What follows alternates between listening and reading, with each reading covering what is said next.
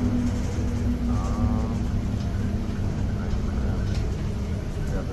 I got 3 minutes.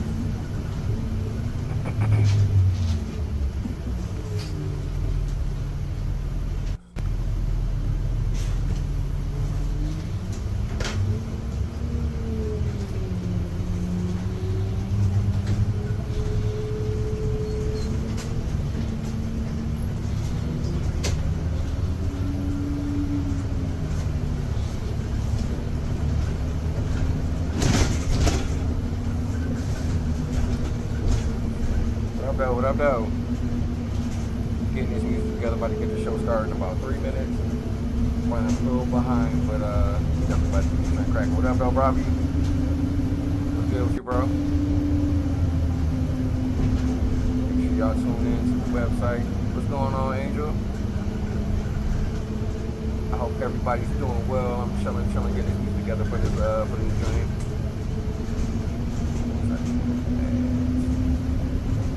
Y'all know me, man. I'm on top of all this. I'm a little behind today. But it's gonna be a dope show as always. Got a special guest, Michael Millions, coming through. You already know I got the vibe.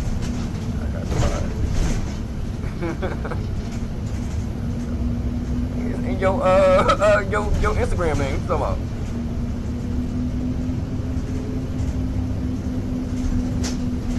Shout out to Slum Party, man. I think I'm gonna have him come through here, hopefully in a couple weeks.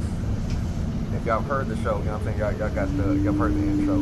That's my brother that did that drink, so I might definitely have him fly through some of his music, you know what I'm saying, to kind of let y'all know what he can do too. I mean, y'all get a little glimpse of it, you know what I'm saying, every week, but y'all definitely gonna check him out. What's going on, HP? We gotta go fishing, man. Let me know next time you're going fishing. I gotta get on that. Alright, 59. Let's go ahead and get this thing kicked off. I appreciate everybody riding with me, man. It's about to be a dope show. Like I said, we got Michael Millions coming through. It's gonna be an incredible interview, man. Dope music, incredibly dope artists, man. Like I'm definitely looking forward to this one. And I know y'all gonna have fun on this ride. So we're about to go ahead and get this train started. Get this commercial rocking. Make sure y'all tune in, man. Go ahead and put that website in here.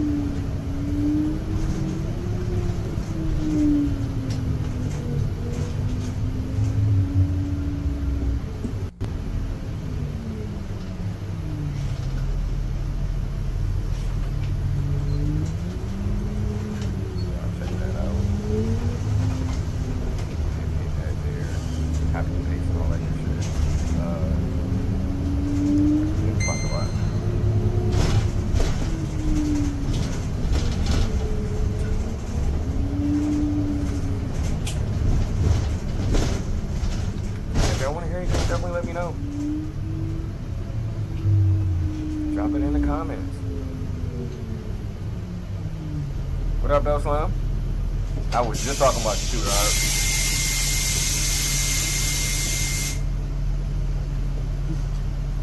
Waiting to get you on the show.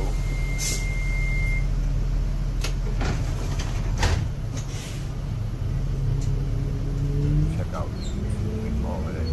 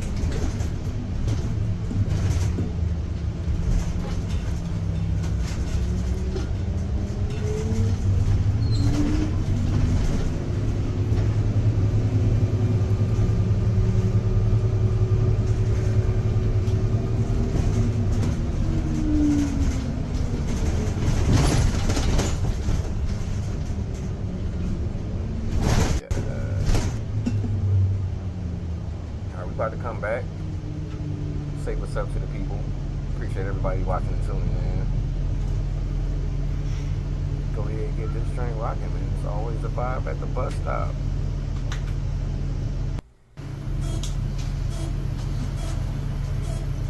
Hope this works.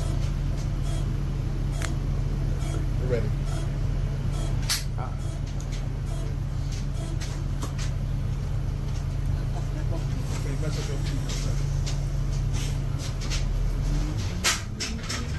What up, though, y'all, and welcome to the bus stop. I am your host, Bus Driver, and I want to welcome y'all to the show, man. What up, though? Thank y'all for taking this ride with me. If for those of y'all who haven't been on the bus stop before or something happened before, let me tell y'all a little bit about what the show is about. This is the part where I'm gonna take y'all up. It's gonna be dope vibes, dope music, dope interviews, and of course, with dope ass hosts. So, y'all just kick back, relax. If you smoke, go ahead, roll up, drink, go ahead, get that shit poured up. If you smoking, just don't get no dust on my floor. Drink, don't get no money. I'm not gonna worry. You know what I'm saying? You gotta keep it clean, keep it nice and tight. So, I'm gonna go ahead and keep this drink rocking, man. And actually today, before I get into all of that, we have a special guest coming through today, Michael Williams, incredibly dope artist, right from the city. Y'all make sure y'all stay tuned in for that. But until then, we got some music for you. I got a little bit of Akeem Ali coming up, followed by some audio pollution. I'm gonna hit y'all with some live. So this is the bus stop, man. I'm your host, Bus Driver, man. Keep back, relax. Go ahead and start this shit. Roll up, go ahead, sip on that drink. Like right.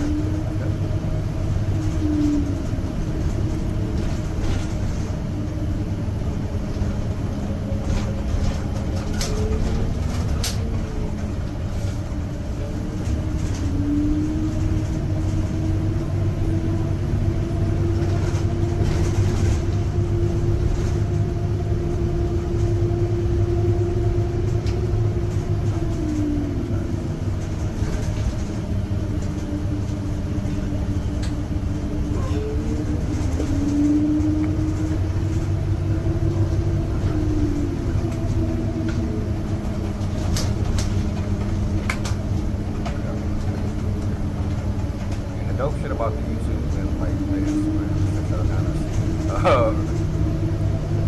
as I'm working through the show, kind of working through my thought process.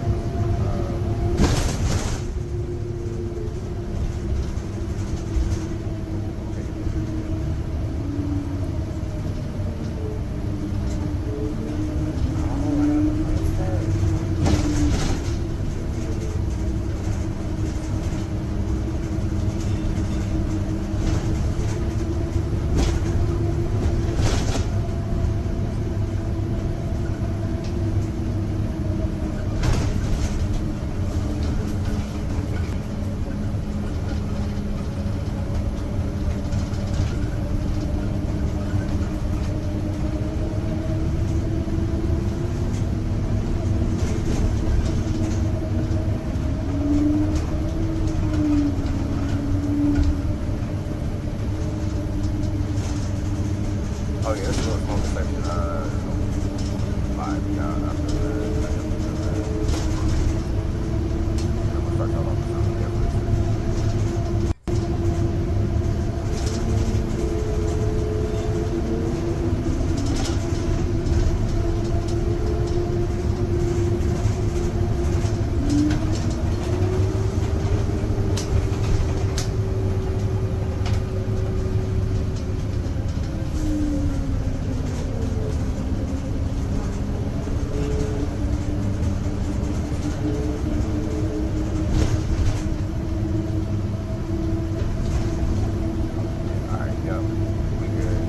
Solid show today. I'm telling y'all, it's gonna be a good one. It's definitely gonna be a good one. Let's get this music right.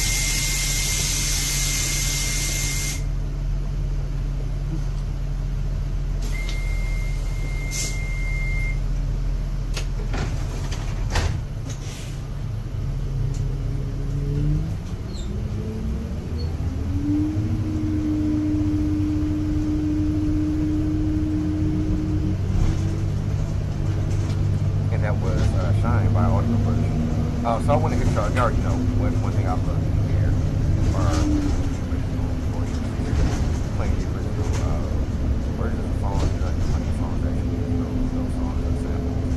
So I got a couple of tunes for y'all today, man, and I'm pretty excited about this. Both of them are Kanye West. You have one sample is from Curtis Mayfield, and the other one is from Smokey Robinson. I can tell you the joint from Curtis Mayfield is one of my favorite Lady Asco versions, possibly of all time. That's the Eastern South. So it's gonna be we're going up Curtis Mayfield, followed by Texas Scott. Would You Love Me Tomorrow by Smokey Robinson, followed by Devil Dress. Y'all check this one out. This is Let's Stop Big Time Radio Network.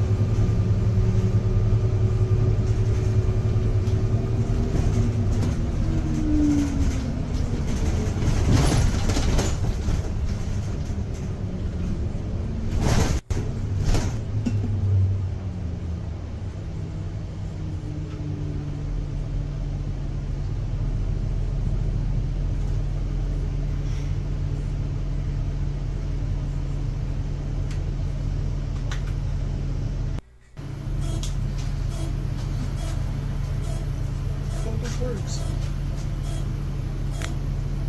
We're ready.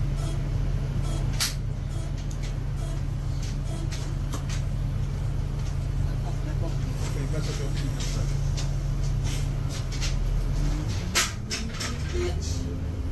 Go ahead, come on, Like, please. grab the desk real quick. You bring it back.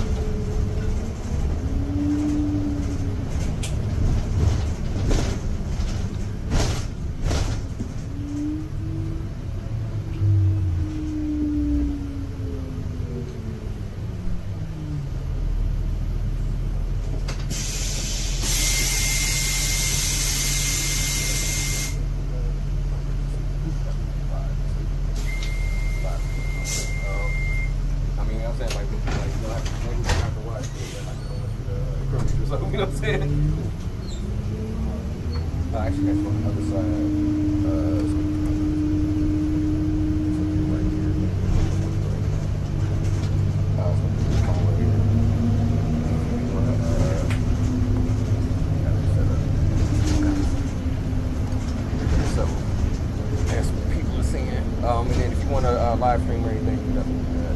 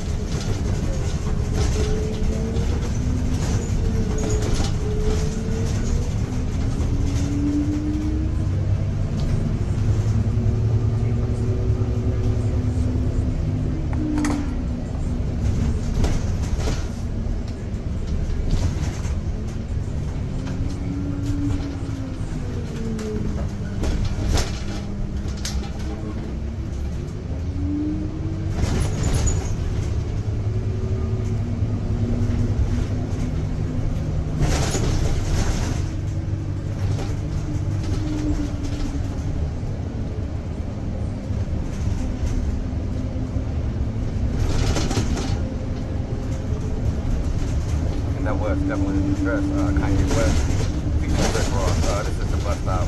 Once again, I'm coming back. It's your boy, Bus Driver. And we are here. Special guests in the building. Richmond's own. His name is Travel. He's one of the dopest artists that I've seen. I've been on his album all day long. If I've heard your name so many times throughout the city, and just in different events, in different places. And yeah, I'm definitely honored to have this man in the building. WMC, dope artist, I'm gonna say that. I don't like pigeonhole people, you know what I think? Because art is so broad. So, a dope artist, Michael Miller. Thank you for, appreciate you, man. Thank you for hopping on the bus, man. Like I was saying, we kind of had a chance to kind of chop it up a little bit, and I'm still trying to figure out if I can find the songs. I know where I can listen to them, because that means that y'all just got to look this stuff up. Your album with Heart Beating, it's a masterpiece. Like I think that's the only way I can kind of put it. Honestly, it's no skip, and it's rare that I feel like I have an album that, because I'm sitting like I'm riding all day, you know what I'm saying? So I got the joint. I'm just playing it the whole way.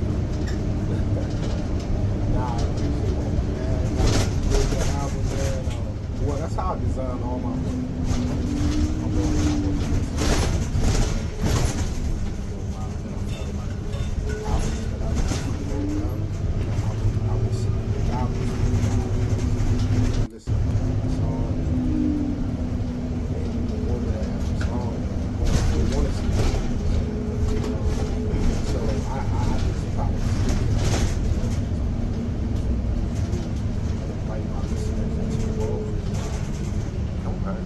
how did you get started like making music? Like what was kind of like that first one?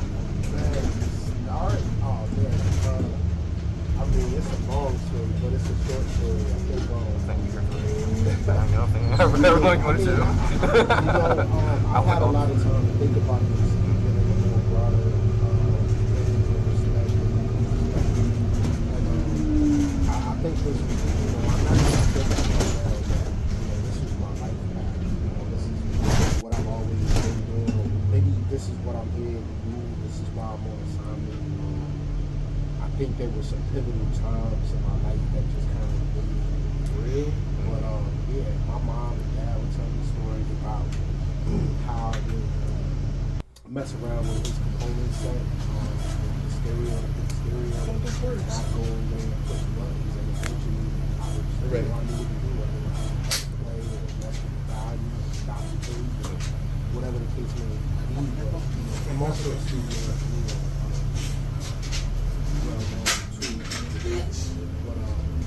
all of this stuff, was,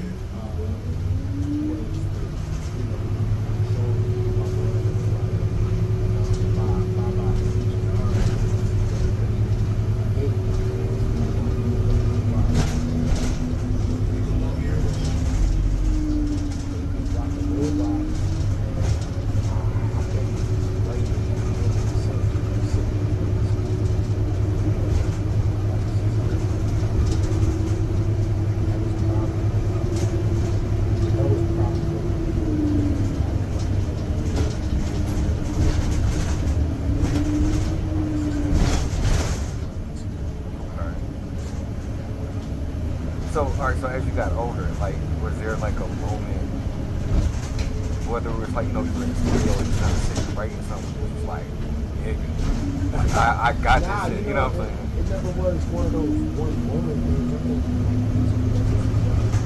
I think it was something that was about to happen. So I got the robots and started studying. My robots had these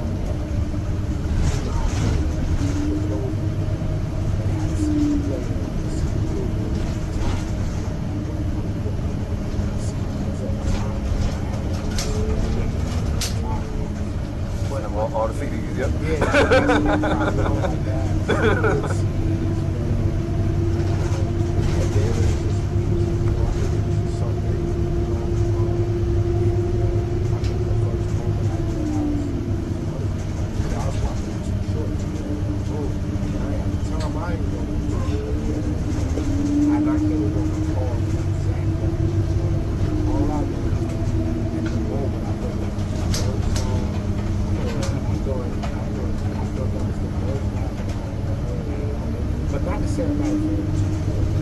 It was just that song. Yeah, I just didn't know. Feeling that one. I'm just discovering a lot of this stuff. You know, I feel like I said, I never ran back to the robots because there's so many robots. Let me study a little bit. So I'm doing a different kind of I'm seeing the rest of the world, and I realize I can see the rest of the world. So, like,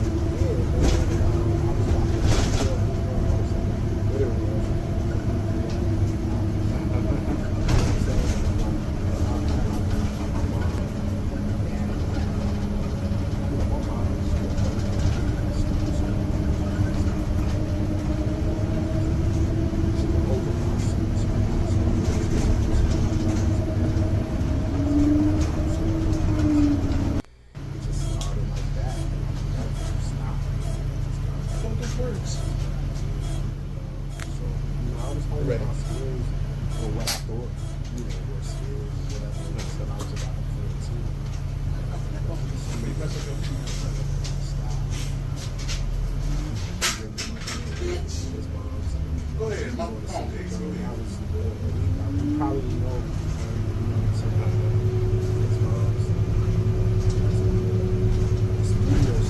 Something mine,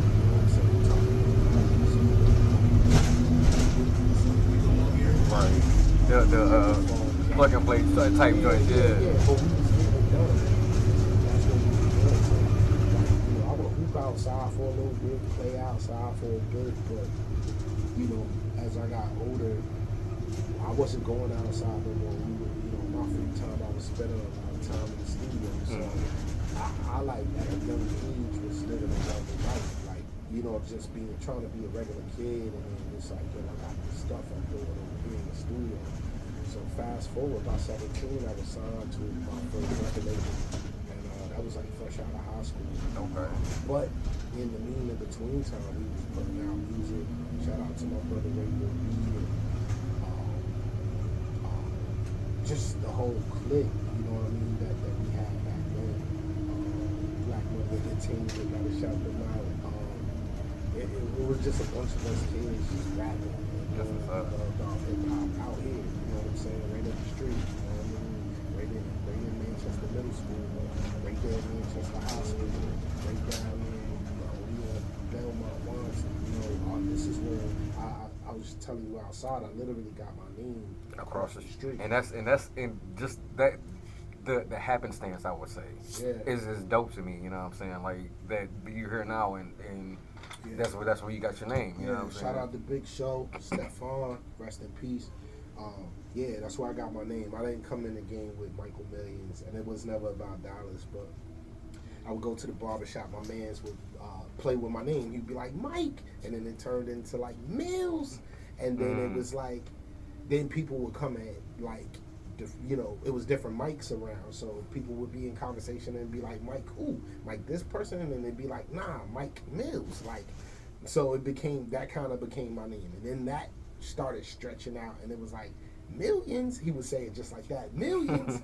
And it was like, oh, that's crazy, because I was always, you know, me and the homies, we would get dipped, and we stayed fresh as kids. So I think that's, and he was in my neighborhood. He was a barber as well, and also a well-known singer in the band called New Dimensions, Go-Go Band. Shout out to them, because they was the first ones that used to take me out on the road with them. That's what's and up. I could see like tours, even though it was Go-Go. That was the first time I seen like homies rocking crowds and stuff like that. So what was that? I guess what was like that first show, if you can remember, like what that first show was like?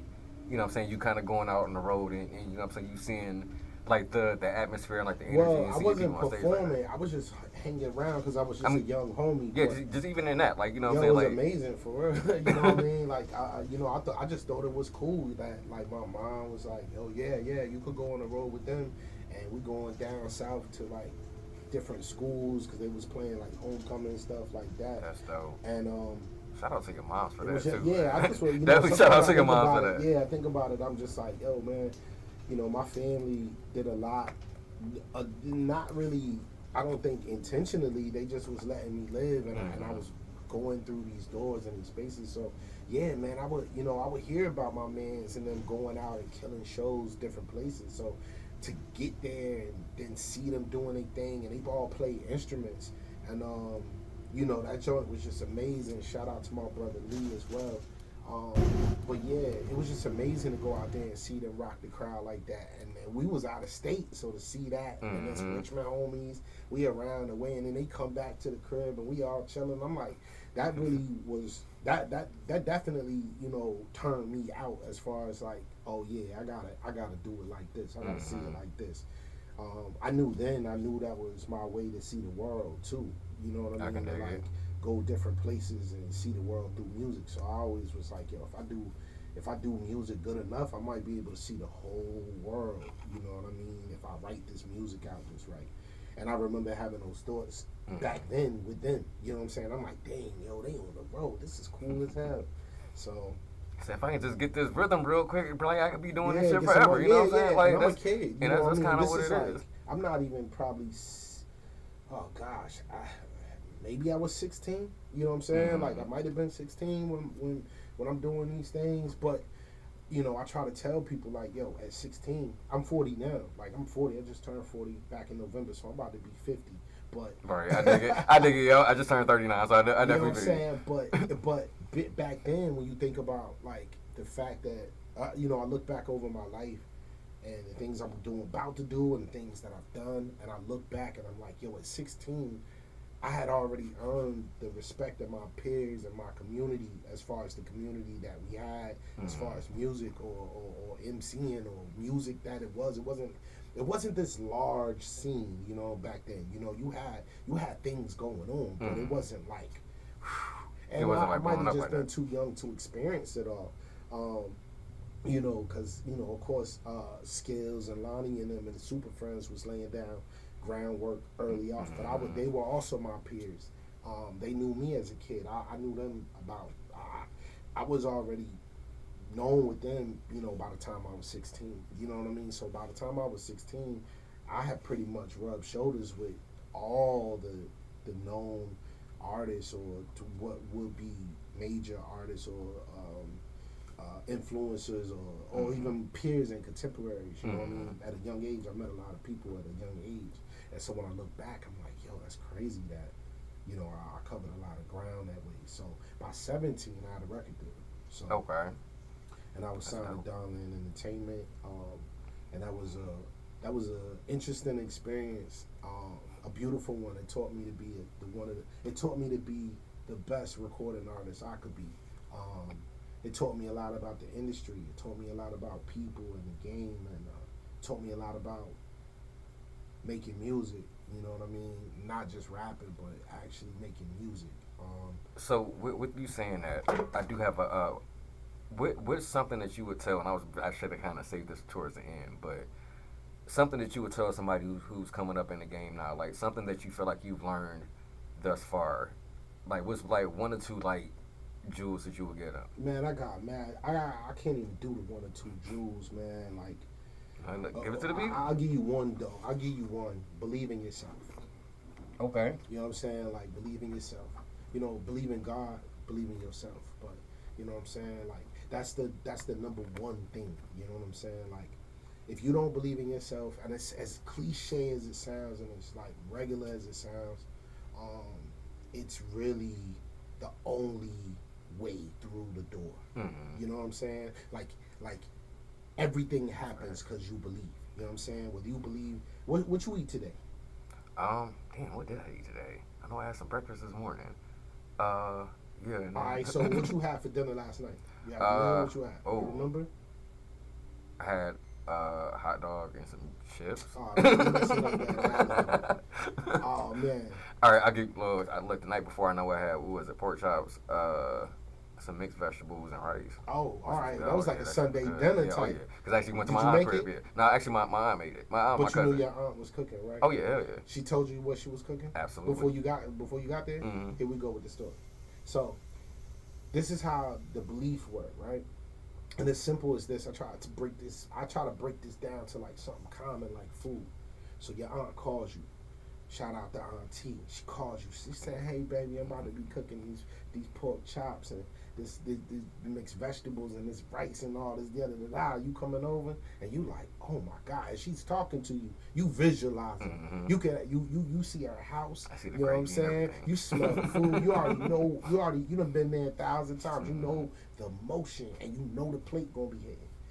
And you don't think nothing else about that. You know for sure. You like, you know what? Auntie said be there about 3-4 o'clock. I'm going. And she did say 3:30. Right? You know what I'm saying? You know what I mean? We black, on Sunday. Black on Sunday. You got eat in the afternoon. We eat early,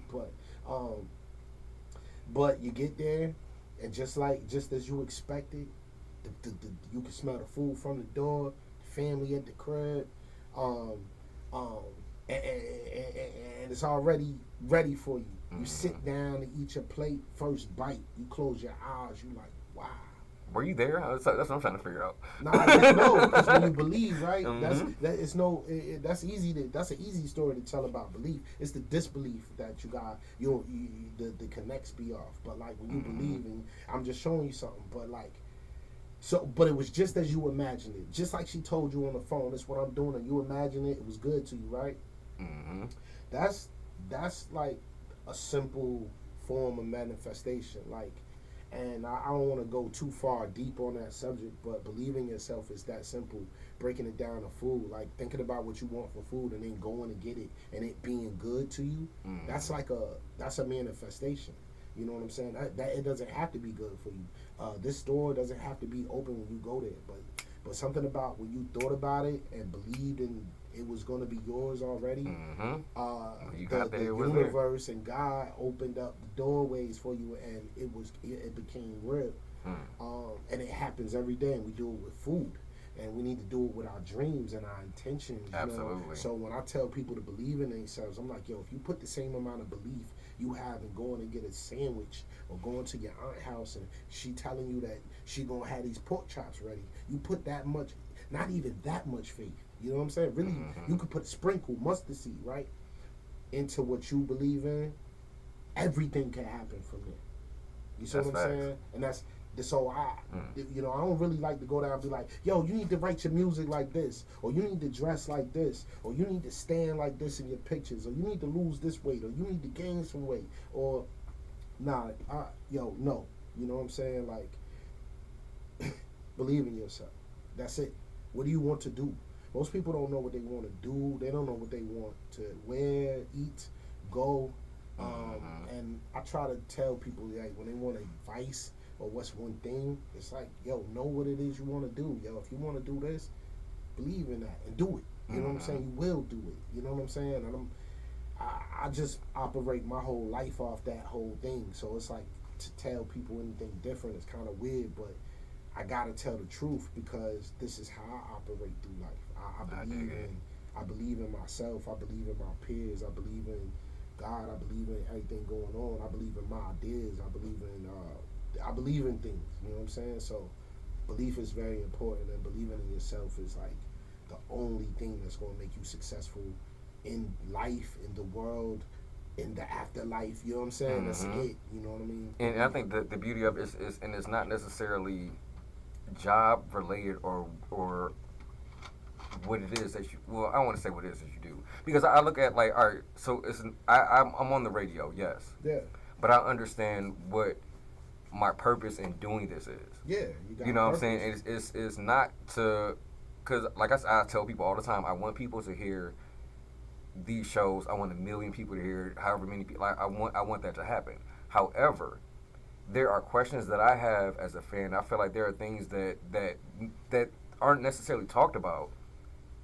That, you know what I'm saying? Like, I want to know. Yeah. And I feel like, but it's important for me that people know who are the people that are making the shit that's keeping the world together.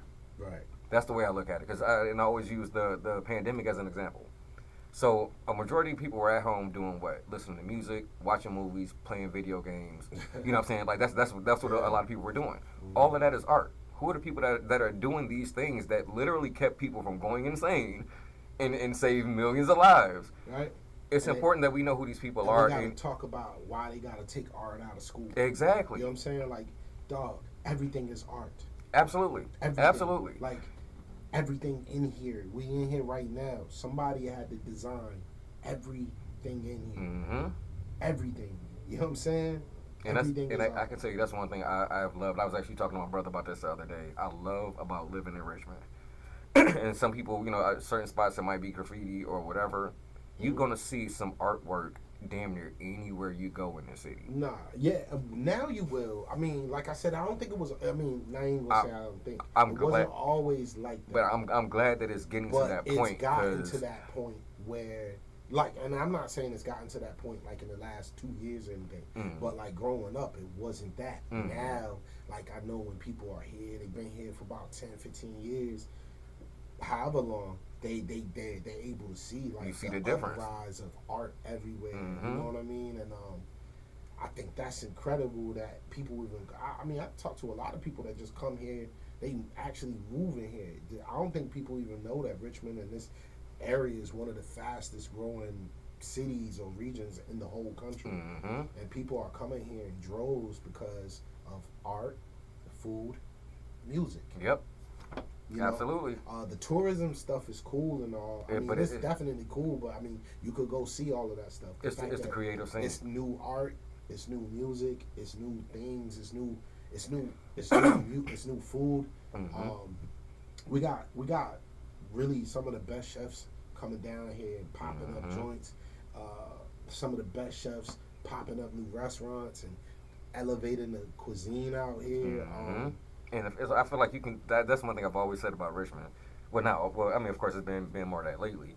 You can travel the world without leaving, like really leaving the city. Nah, you could go everywhere. You know what I'm saying? Like You it's can just go everywhere. you can hit the I agree. Vietnamese spot. Like that's one thing I Yeah. love about like it's just the diversity in Because in the growing city. up, it was just Chinese food and Mhm. fast food and American food, and now we, fast food.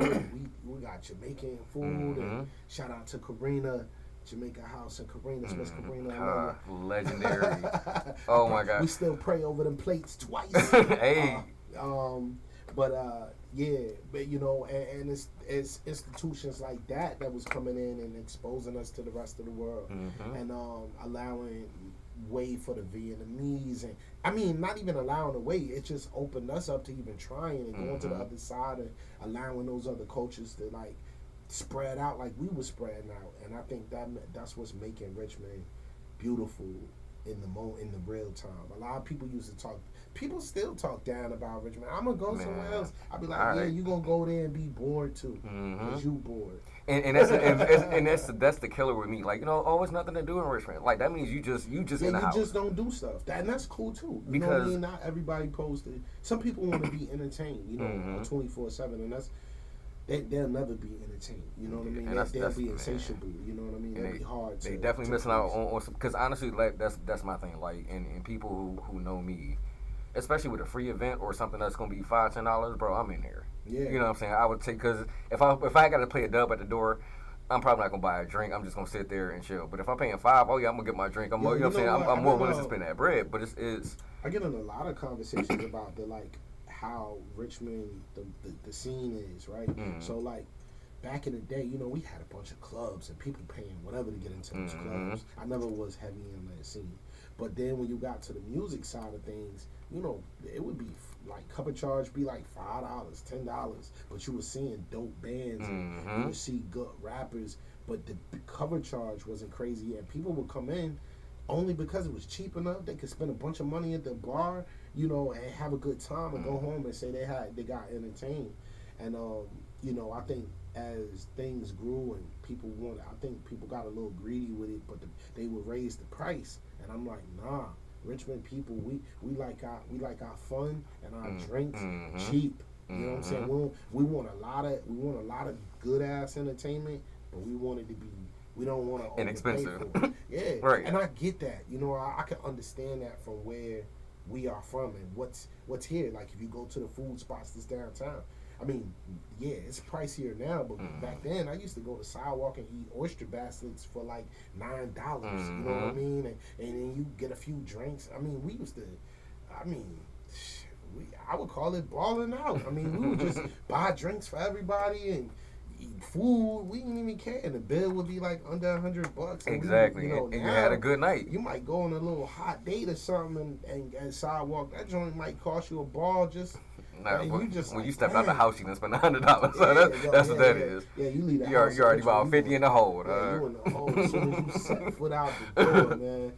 So now I do think about that, but I do appreciate that about Richmond. And we not really for all the we are here for the frills and thrills, but we not trying to get our pockets killed. And, Exactly. so I do appreciate that about. I mean, think about it. I not reference my album, but our stores are gas station stores. Like, I'm sorry, real quick, sir. This is your opportunity to talk your shit, so you can reference her like that. Oh, that, man. that this is. I mean, I'm not saying yeah, like yeah. you ain't gotta be. You know what I'm saying? This is not the time to be humble necessarily. Like, bro, talk because I just want to talk your shit. just in conversation. I mentioned in my Without the music about record how code. our gas stations are our stores. Like, Mhm. we're more inclined in Virginia. We go into the corner store. We don't have corner stores, but our corner stores have become these gas stations and these spots, and this is where we go. And like we get. I ain't gonna say we get cheap shit. We just go in there and get what we need: a juice, some blunts or whatever, and some candy, Couple chips, snacks, a right. couple snacks. We ain't doing all that. We don't need all that Whole Foods. Like we ain't come from all of that. We come from like easy chill. You know what I mean? Go down to the plaza.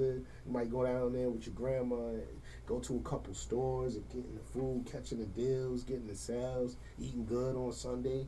You know. So I think that's what Richmond really is about.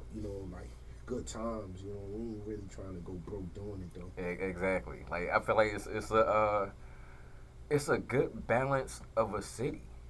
Like I think it's always felt like a big small city to me. You know what I'm Yeah, saying? Like yeah, it's it's always like the definitely, definitely. excuse me, like the big city elements, but you don't have to drive fucking 30 minutes just to, you know what I'm saying, like to get to certain spots. You know what I'm saying? Of course, depending on where you're going. Yeah, But like depending it's on where not, you you know, go. it's not like a Detroit or Chicago like that size big, but I still get that city feel. And that's one thing I love kind of being around like this with the creative scene because it's like I've been seeing this kind of bubbling for so long. You know what I'm saying? So it's kind of like to see like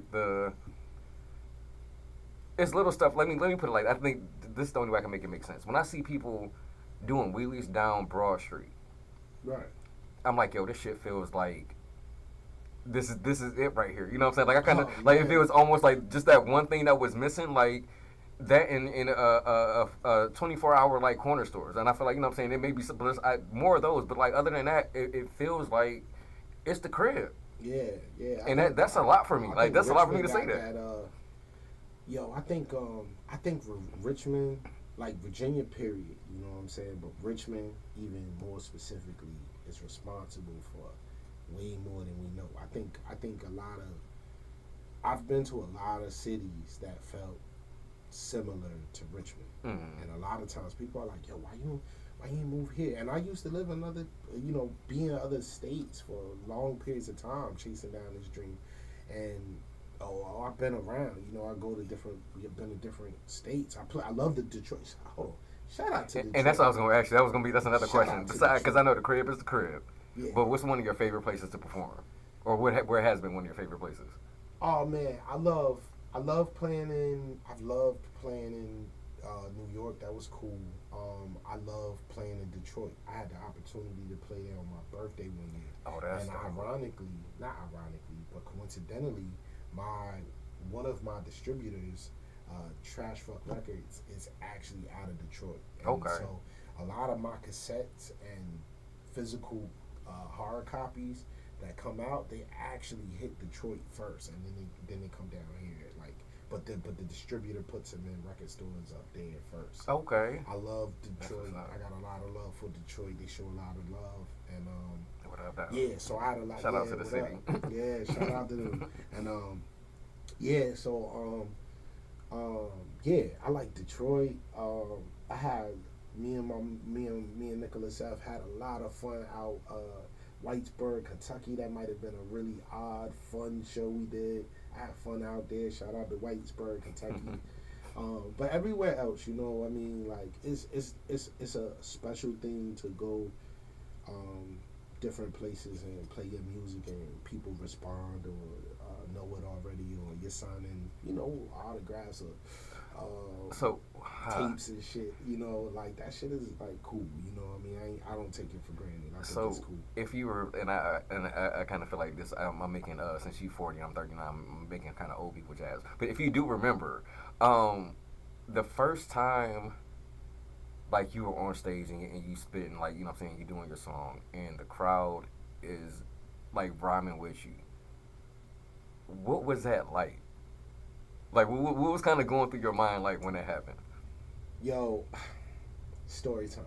Yes. Yes. So I was the first time in that scenario where it was like I'm rhyming and it's like energy. People know the record. I was signed to Darlin, and I had this record called Gun Talk, and it had this reggae rhythm to it, and it was cool, but I was young, and the song was. It didn't promote anything positive. You know what I'm saying? I'm gonna be real about it. I didn't write it for myself. I wrote it for another artist. And when I came back to the studio, they had jazzed the whole record up, and I was still on it, and it was out to the streets. They had already had it pushed to the radio, and it was already going to the clubs. And I, at the time, I'm like, yo, it's cool. And I'm not thinking anything of it. I'm just thinking like, yo, that's dope. I got a record spinning in the club. I got a few of them going in the club or whatever. But I'm not even a club dude. But we would go down to the club. We used to rock out in 321. It was called 321 back then off Main Street. And either way, the DJs always spun my joint. Fast forward. DJ Clark Kent was down here, and he was visiting our record label, doing some different things. We had a show, and Clark Kent was my DJ. And that's the legendary DJ Clark Kent. That's Y'all, I don't know if y'all know who I'm talking about, but this is the person that found Big and Jay and everybody. Damn. But yeah, he was DJing for me. And I don't want to even say for me. It's a complete honor. And, like, that's why I said somewhere in my timeline, It's just DJ Clark Kent is in my and timeline. it's wild. Like when you think about like when you go back to it, it's like damn, like that really happened. Yeah, it that really happened. Yeah, that really happened. And that's why I say every morning I'll be like, yo, oh my gosh, that really happened. You know, it's not a dream. It's not like a myth. These are actual events in my life. But either way, we spinning the record. Record comes on. I'm performing the record. Everybody in the club is like dancing to it. The people that know the song, I mean, most of the club know the record, so they go. Everybody's going crazy. The downside, as I'm performing, I'm watching everybody with the gun fingers. They pointing gun fingers at each other. My homegirls is even standing on the bar with the gun fingers, and everybody got the gun fingers pointed at each other, and they're dancing. Everybody's having a good time. And I was having like an out-of-body experience because I was like, sheesh. Yo, if my mama heard this song and saw, my mama ain't want me and my brother playing with guns, and here I am. I got this song about guns, and we're dancing, and people are doing this thing with their fingers and we're pointing at each other. And I was like, my parents would be disappointed if they knew this was what I was doing with my talent and what I was putting out into the universe like that. And I actually understood the power of music too that day. I was like, I gotta be much more careful with my words because words have power and they mean something and they can do something and they can change and affect things. And so I performed the record. To other people, they felt it was incredible. I left the venue. I went to the studio and I deleted the record. I deleted the session. I deleted any copies of it. I just went to the studio and deleted the shit because I didn't want that record to represent me because I saw how dangerous. I'm like, damn, I'm adding it. And I think my label at the time, they thought I was bugging the hell out, but I knew deep down in my spirit that the power. I was like, yo, if God put me right here, you know what I'm saying? Like, he put me right here for a reason.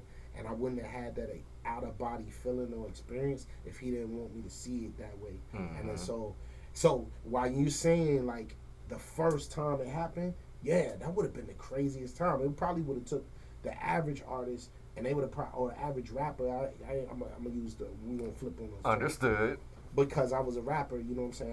I had to evolve into this, but the average rapper at the time probably would have just rode the wave of having the club going crazy, and DJ Clark Kent and all your peers and your contemporaries on the stage, what you do, bigging you up, you doing your thing, and nah, bro, I felt crazy. I was like, oh my God, I gotta delete this record from Earth.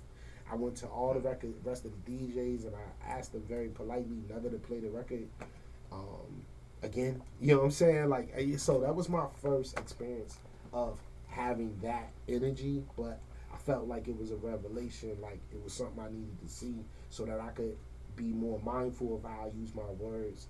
And instead of using my words to create energy that would do this, I needed to do things that would uplift and inspire and not to be on some super positive, but just not killing. Right. You know what I'm saying? So I definitely dig it. And I think that's what's dope because I think to me that's part of what makes an artist.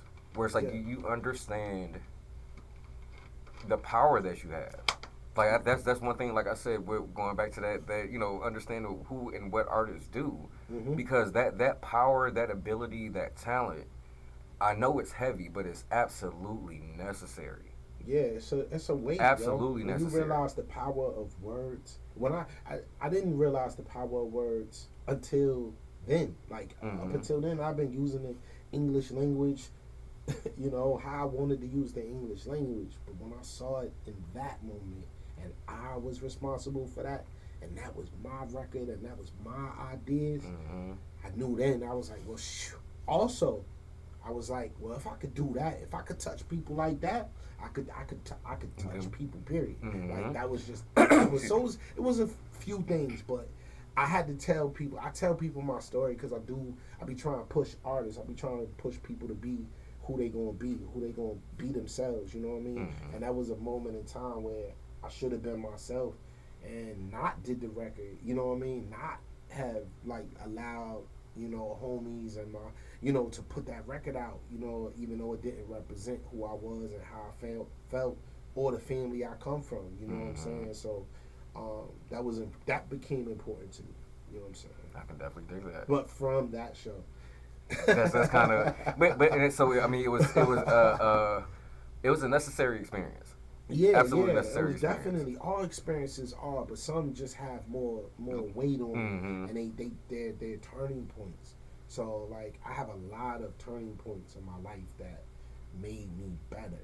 You know what I'm saying, or put me in a path or set me right like along the way where it wasn't mistakes made. See, I'm not an artist that made a lot of mistakes. And I'm not saying I'm perfect. I just don't make mistakes when I make moves because I'm very calculated and I ask God a lot of questions before I make moves. And so once He clears me, anything that happens from there is what happens. You see what I'm saying? So like there are no mistakes in it because I only plan to make good music. I only ask for favor when I'm in the studio and I'm twisting these faders and turning these knobs and I'm writing these records. That's when I ask for favor. Everything else is up to the Father. You know what I mean? That happens. So there are no real mistakes. Somebody got offended one time when I told them I don't make no mistakes, but they didn't understand why I said that. But it makes sense though. Yeah, that's why. That's 100% why it makes sense. Because I can tell you, I was at that point before where it's like, yo, I felt like I was making wrong decisions, just little shit. But I also it got to the point, and shout out to my wife, because she kind of had to talk me into like, bro, like, nigga, this shit is happening the way it's supposed to happen. It's gonna happen the way it's supposed to happen. Yeah, yeah. So just kind of, you know what I'm saying, like, whether you think you're doing the right thing or not, you still gonna end up where you're supposed to end up. Yeah, because you believe in yourself. And that's what it is. It goes back to all of that part. It's like believing in yourself. Believing in myself kept me here, makes me relevant. If I did now, I'm not saying I always believed in myself the way I believe in myself now. I just always knew, you know what I mean? I was too young. You know what I'm saying? When I'm telling you like these experiences, so this is Clark Kent. I might have been like, oh gosh, I could have been 20, 21. Nah, I was 21, somewhere up in there, maybe. Barely old enough to get in these places, you know what I'm saying? And I'm having these kinds of experiences. Very young, so, I'm just flying by the seat of my pants, but I'm in some big pants, you know what I'm saying? In some different pants. And we're underground, you know what I mean? We're making our way through the underground as kids, you know what I mean? So yeah. So that's why I tell as I reflect back, I look back from all the stories that I didn't know about and the stories that I do know about, and I just put it all together, and I'm like, damn, I was going to end up right here. You know what I'm saying? Whether with the bus driver, whether I liked it or not. It was supposed to happen. Yeah, this is me. You know what I mean? The boombox. You see what I'm saying? Like the boombox was the butterfly effect that got me bro, right that is in this moment. Because that spot, I want to say, when did I first go there? The first time I went there, I think it was last summer. Oh, you talking about the RVA boombox? I'm sorry, my bad. You talking about the boombox? That's why I said okay. Moments like that is how I'm here. You see what I'm saying? When you look did. back, it's like, yo, if it wasn't for them dropping that joint off, I wouldn't be sitting here with you right here, right now. You know what I'm saying? This might not have never occurred. You could be talking to anyone else. I mean, of course you could be talking to anyone else. But I would have never been here. You see what I'm saying? I definitely dig that. Definitely dig. And Leah, things happen. Like I can say, like, bro, I've told so many people the way I've ended up on the radio. Yeah. Was all right. So my brother, one of his homeboys is a comedian. So this is 10 plus years ago, right? And my brother and I were pretty much like putting together comedy shows. Like, my man's was headlining. You know what I'm saying? We find all the acts. Shout out to Bam. Shout out to James Lawson. Shout out to Antoine Scott. Just like when these cats was like, you know what I'm saying, kind of like making a rotation around Richmond. So fast forward 10, 12 years later, homeboy comes back for homecoming, Virginia Union homecoming. Yo, I want to get back to doing shows, and I've been thinking about this shit for months. Like, yo, working is cool, but like, bro, I miss doing shows. I mean, like, it was stressful. It was a lot of work. I got to talk to all these people, blah blah blah. But I love doing it. Like, and I couldn't figure out how to get back into it, right? So he's like, yo, I want to get back into doing shows. So I'm all right, cool. Comes back in April. So we start doing shows at Adi's in downtown Richmond. Shout out to Adi's, dope ass Ethiopian restaurant. Yes, sir. And you know what I'm saying, we kind of had the shows rocking. Of course, I'm still kind of behind the scenes, you know what I'm saying, putting the show together, whatever. So there's one show he can't make it. And I'm like, shit, I got these comedians lined up. But I didn't want another comedian to have to host a show because I'm like, yo, you probably already got your set, like, you know what I'm saying, in your mind. I don't want you to basically have to burn any jokes hosting my shit, you know what I'm saying? So I'm like, fuck it. I got this. Took a shot of Hennessy, got a little pep talk, nigga killed that shit. So, but from there, one of the comedians who came to the show on a regular, shout out to Trilla, he wanted me to host he wanted to put together a comedy show and he wanted me to host it. So in doing that, he's like, yo, bro, you need to come to this radio station with me, you know what I'm saying? Go ahead, check this joint out so we can go ahead and promote the show. My nigga, I was at work. I'm in my uniform. You know, I'm sitting at work about to get in the car. I'm like, shit, am I really gonna go to? I'm like, you know what? Fuck it. Let me go ahead and go. That was here. Wow. So the thing was, and shout out to everybody getting their shout outs today. Shout out to G Money. Shout out to Raw. They were looking for 2 co-hosts that day, and they were like, yo, we can stop looking now.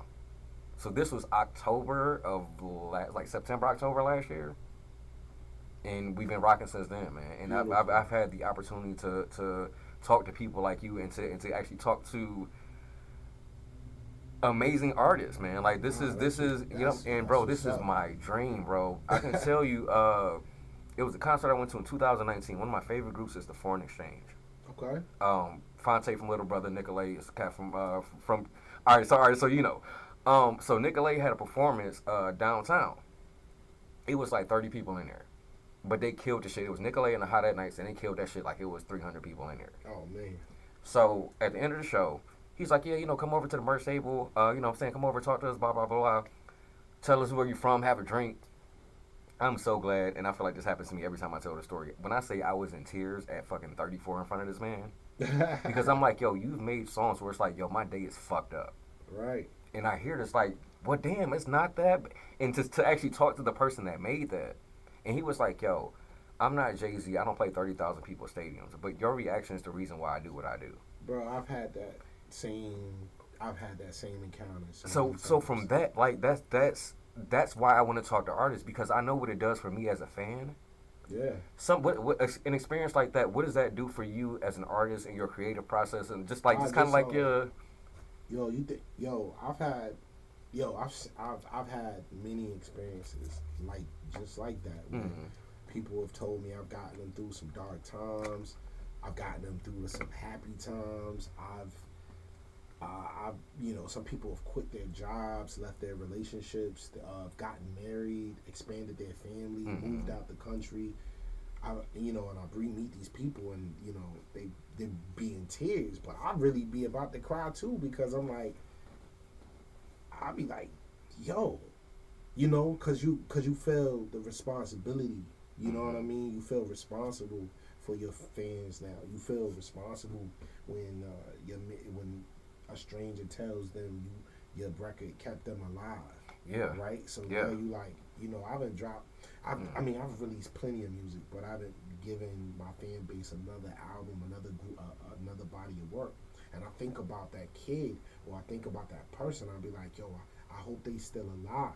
You see what I'm saying? Like, I hope this record sustained them long enough to come back with something else. Yeah, and push them forward. Okay, all right. So I think about just being responsible to my fans, and just delivering. I don't know if I need to go to commercial. No, because that is a thing, man. Like, that's a thing, because it is. I'm gonna go to commercial. I'm gonna be right back. This is the Bus Stop Big Time Radio Network. Yeah. We will be right back. I gotta get my thoughts together. I'm sorry, y'all. So we're gonna do a quick minute commercial, and we're gonna do a couple drops, and we will be right back. Oh.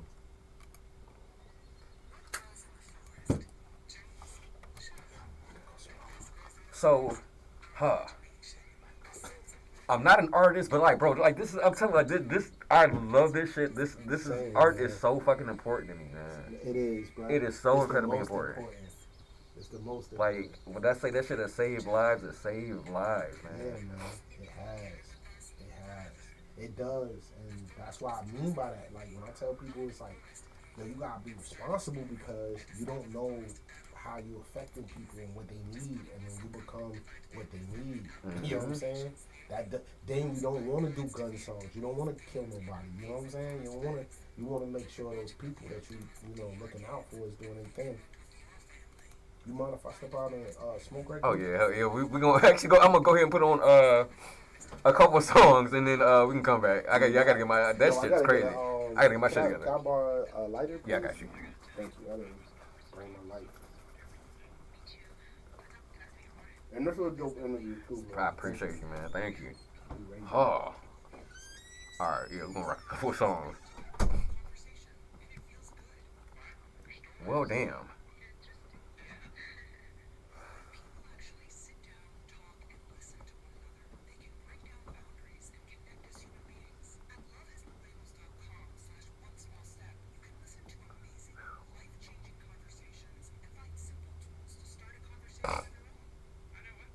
Uh, that's crazy.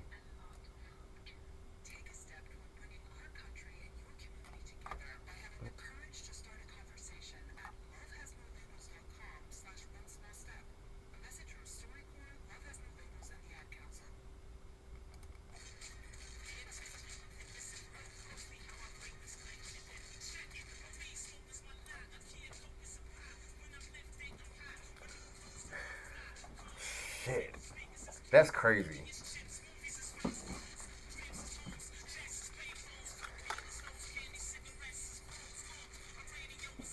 I'm waiting for it to hot.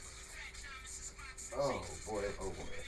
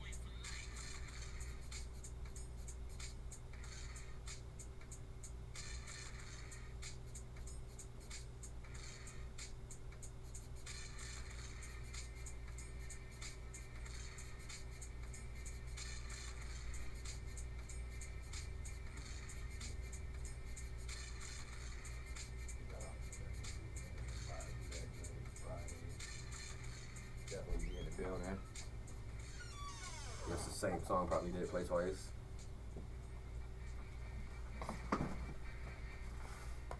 I'm sorry. My bad, it's the same song played twice, y'all. Whew, we back. Whew. I'm busy trying to get this fucking album cracking. Let's see. I apologize for things.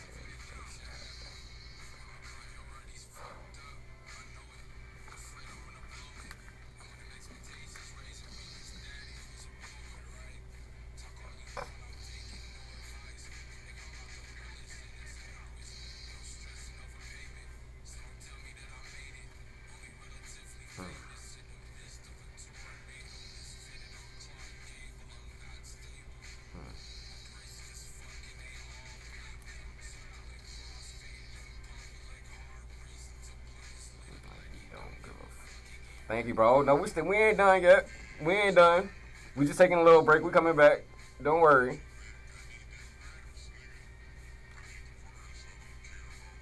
We are coming back, man. We're gonna keep rocking.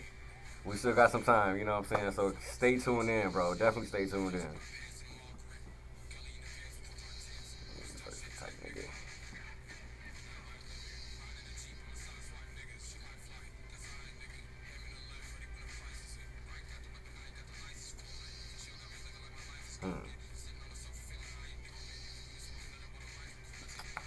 And of course it's not working. Oh shit.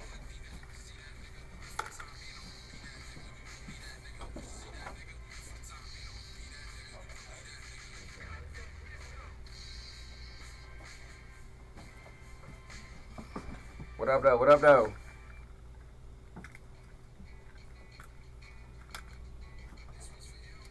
Shout out to Muse.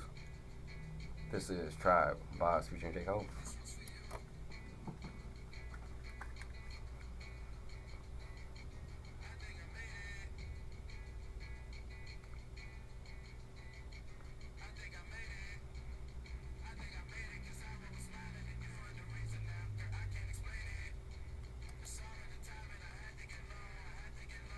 I had to get back.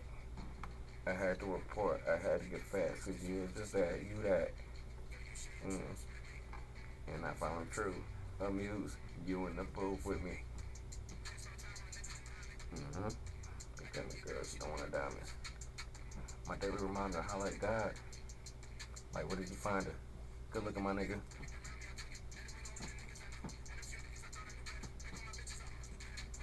You don't want to cut that line.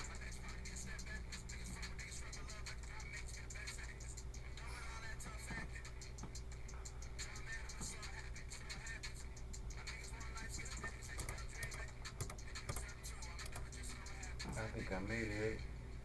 I think I made it. 'Cause I was smiling and you were the reason I was explaining it. It's all in the time and I had to get low. I had to get low. I had to get back. I had to report. I had to get facts. 'Cause you were just that. You that. And I found the truth.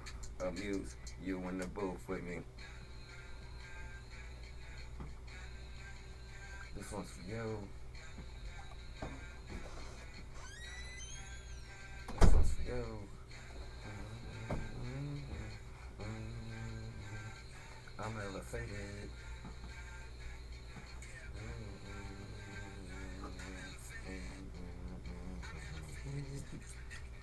So going back to the importance of art and music, Alright. Boz's verse at the beginning of the song, I used that in my wedding vows, Oh wow. and it was dope. That shit was dope as hell.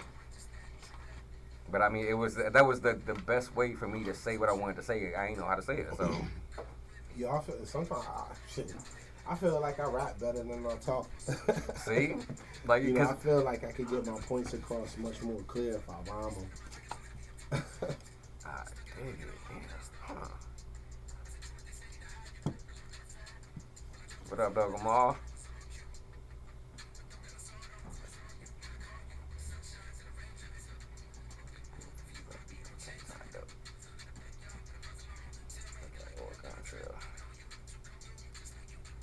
I think I made it. I think I made it 'cause I was smiling at you.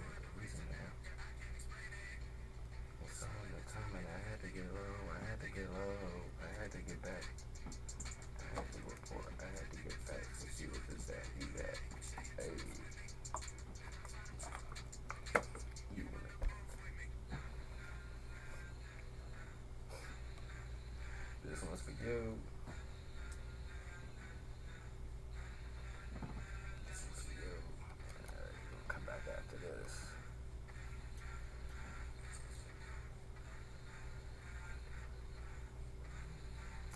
Let's see what songs are right.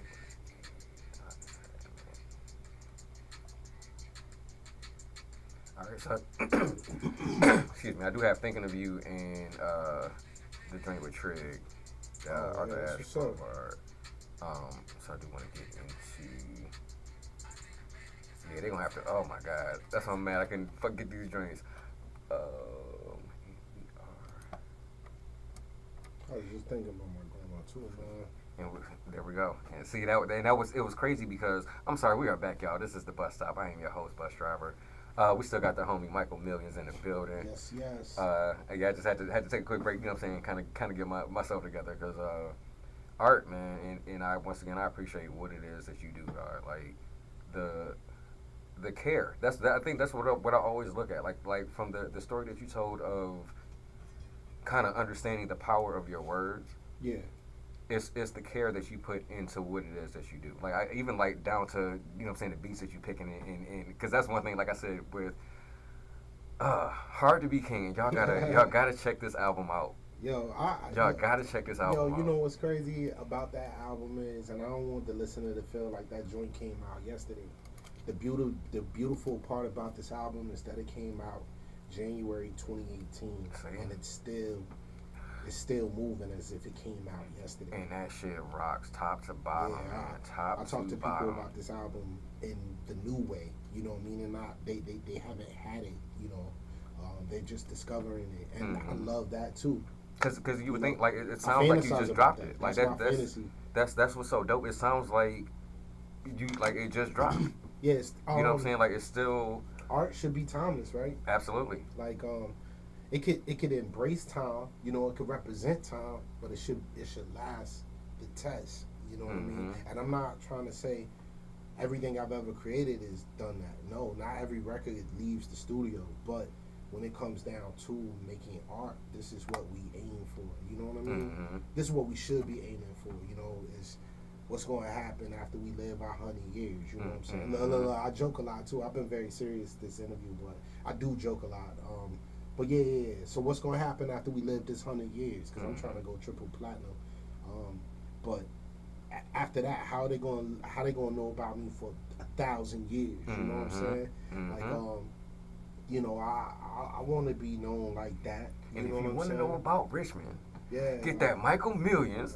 Like, Hard to Be King. That joint, go back to now, but for real, that's not even about though. Richmond. If you want to know what it sound like, if you want to know what the music feel like, what the food might taste like, what the weather might be, you know what I mean? What the women might be appealing to women. You know what I'm saying? How they feel, what they doing. Go listen to many artist catalogs. Don't just start at Hard to Be King. Go back to the records that put me in these positions. And that's the thing. Like I kind of feel like something that's always been, and I feel like to a certain extent it's still slept on. Yeah. Is the influence of Virginia in music. Yeah. I mean, mean, hip hop especially, but like. Because I mean, I feel like, you know, people talk about Pharrell, like, but it's when you look at the lineage and the impact, you know what I'm saying, of some of these producers and some of these artists, I don't think it's necessarily talked about like enough. Like I feel like it needs to be an entire like documentary on like, I mean, and not just even just narrowing it down to cities for real. Yeah, like they could do Virginia and then do whole like 1 hour blocks or 2 hour blocks on just the cities and the influences that have come through here and why. You know, we haven't brought up D'Angelo. He's one of my biggest musical influences as it relates to where we from. You know what I'm saying? And a lot of people don't. You know, a lot of people still sleep. You know what I mean? And I'm not mad at that. You know, I like it actually. You know. I think I think that makes the story fun. I think it makes this discovery fun here. Like I seeing people light up about records that you didn't drop 5 years ago. And like I said, we didn't have, you know what I mean? Well, y'all know now I'm about to drop a lot of new music, so I'm just telling y'all now. But Be But on the look out for that. but in general, man, I don't know where I was about to go with that, but my mind skipped. I went to a different place. Well, I know. Mm, Like I said, I know. All right, so really, the first time, like I said, I've heard. Actually, no, I was about to say the first time I saw you perform was at in Petersburg, but it was actually at the Charged Up Fest. oh, okay. And yeah, for with K Taurus, and Yeah, that was yeah. that was incredibly dope, man. So actually, and I think that was what made it even better for me. Seeing y'all perform that song for the second time. Yeah, You know what I'm saying? I'm like, well, and it was a Well, lot. Like, of actually, course, that was like the first time we had played it. That song isn't even out yet. Actually, yeah, I think we settled on a title for that record. It's gonna be called Distant, and we're gonna put it out. And shout out to Kate Torres for absolutely, even yeah, definitely shout out just to her. wanting me to be a part of her set that day. It's been nice just getting back out. Just doing a bunch of shows and stuff. I've been playing a lot of shows in the last few months, so Okay. it's a couple months for real. So it's been really nice. So I had an injury. I injured myself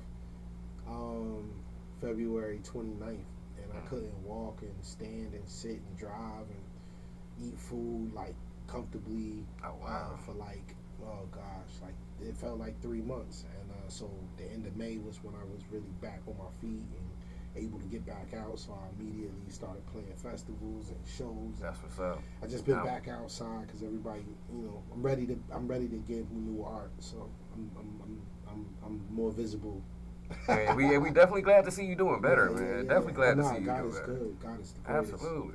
For that, the Absolutely. greatest. So all right, and I kind of feel like this is who did you listen to growing up? Like what was? Who didn't I listen to? Man, we call all the greats, the Jays, the Bigs, the Nas's, the Camp Lows, the Bad Boy era. Camp Low isn't mentioned enough Of either. course. Like definitely not mentioned enough. Hold on. I gotta go back. Who was I listening to? Let me tell y'all why I'm in the music. Let me tell y'all how I got here. Because a lot of rappers be skipping this part, and I'm not skipping this part no more. Michael Jackson. Mm-hmm. That's why I'm in music. Mm-hmm. Like, let me start there. One of my biggest musical influences forever and always forever will be Michael Jackson, yo. I don't care what nobody say. Like, I've never seen, you know what I mean? That was what really was the spark of it all. And so yeah, I listened to a lot of Michael Jackson as a kid. I listened to a lot of D'Angelo as a kid. I listened to a lot of rap. You know what I'm saying? We was right there on the opening cusp of everything being new. So Redman and all types of Keith Murray and all types of artists. I mean, it's too many to name. And like, of course, don't forget the R&B and the TLCs and the man. It's just too many people to name. Like, I can't even. I'm just going down my Rolodex of like videos I could just call out and like we I mean, think about it. We grew up in the Genuine era. Yep. And we don't really be talking about this man too much.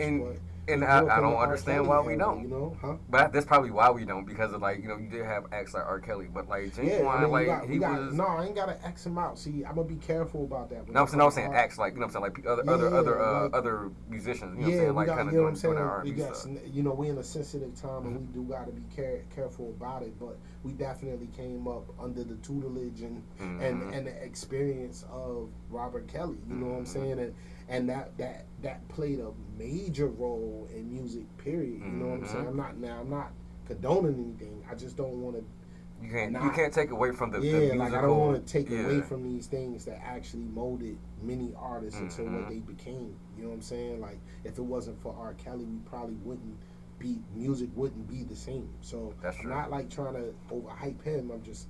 But you have to. You still have to. Right. You have to recognize the artistic contribution. Yeah, I gotta talk about the art. Yeah, we can't negate the art, and I mean we can, but I mean we people are. I understand what you're saying. Let me be sensitive. I don't want to be. We're not saying, but because there is, and it was a cultural effect too. That's the thing. Like when Step in the Name of Love comes on, like a lot of people gonna be mad, but they still gonna be dancing while they mad. Well, It's yeah, something about like I haven't been in those spaces yet, but I do know it still happens. You know, but so that's just still the effect of music. That just goes down to like show you that music is music. Yep, You know what I'm and going back to what you were saying with Michael Jackson, like I feel like there are certain Michael Jackson songs that I hear, and I remember being like 5, 6 years old.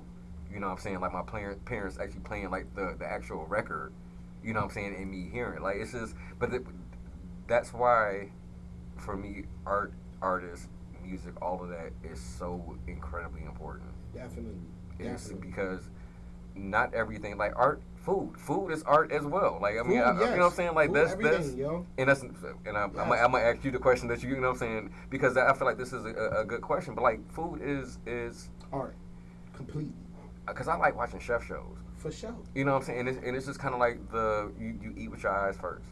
You know what I'm saying? So it's just kind of like the time and the effort and the care that are put into these things. Like, how can you not appreciate it? You know what I'm saying? I think that's kind of like where I be at. You know what I'm saying? Like, how can you not appreciate these things? You know? I wish, you know, when we seen like our grandmas whipping up with their hands in the kitchen. We called them grandma, but that was really like we was watching artisans at work. You know what I mean? We should have been calling them artists. You know what I mean? Like how you made flour and this, and now we got buttery rolls. Are you kidding me? And everybody full. You are everybody a magician. Good. Right. Like, you are yep, a magician. There it is. You see, but that's how we you know, we just got, you know, but when you grow up like that, you don't really, you know, you get used to those art dynamics that, you know, even if it's grandma's cook or your mom's and them cooking up the eggs and the bacon and the way they might plate it on your plate versus how they do your joint, or, you know what I mean? It's art. If you look for it, you know, it's not hard to find. Absolutely. Food is definitely one of our greatest, most vivid, most, I don't even know the words I'm looking for, but we encounter that element constantly in so many different forms, like even down to looking at a hamburger, a hot dog, like all of this was designed. You know, and somebody said, yo, I'm gonna do it like this and like this. And then when they got done, they was like, "Yo, this looks appealing." Like it looked appealing. Not only for the flavor, but for the actual look of it. Right. And they get that, man. Yeah. Definitely makes. Now I don't know how they got to the chitlins, but and see, that's one kidding, thing. Like I kidding. can't. I won't offend any people that eat pigs. And so I like bacon, but like chitlins, I can't. No, like, I'm kidding. I can't. I can't. Like I'm like nah. Like I understand why. Like the whole. You know, it's crazy. It's all kind of bad for you. I joke about people eating pigs, but I eat chicken. Yeah. It's the same. It's all. We should just be eating vegetables and stuff. Man. Fruits and vegetables. Fruits and vegetables. And drinking water. Drinking water. Yeah. Fruits and berries. Yep. You know what I'm saying? That's it. So, but speaking of food, so what is your go-to? Like, actually, let me see. Do you cook? Is the question. Yeah, I can cook. Okay. I like grilling the most though. All right. So, what's your go-to? And are you wearing the Jesus sandals when you grilling? Yo, so in my mind, I definitely got on the Jesus sandals and With the high socks? No socks at all. Oh nah. No lotion, no socks, no lotion. Not the ashy ankles. All right. Straight ashy ankle and heel. Ankle and heel. But this is me in my mind. Nah, I do got a pair of grilling shoes. I got a couple pair of grilling shoes. They like some Adidas I just wear outside. But yeah, I love to grill. I'll smoke chickens and smoke ribs and smoke anything on the grill. I love grilling. I grew up. My dad taught me how to grill. I grew up grilling, so that's my shot right there. If you want to see me get down, it's an all day process. I might wake up at 4 a.m. to get everything going, but I'm out there.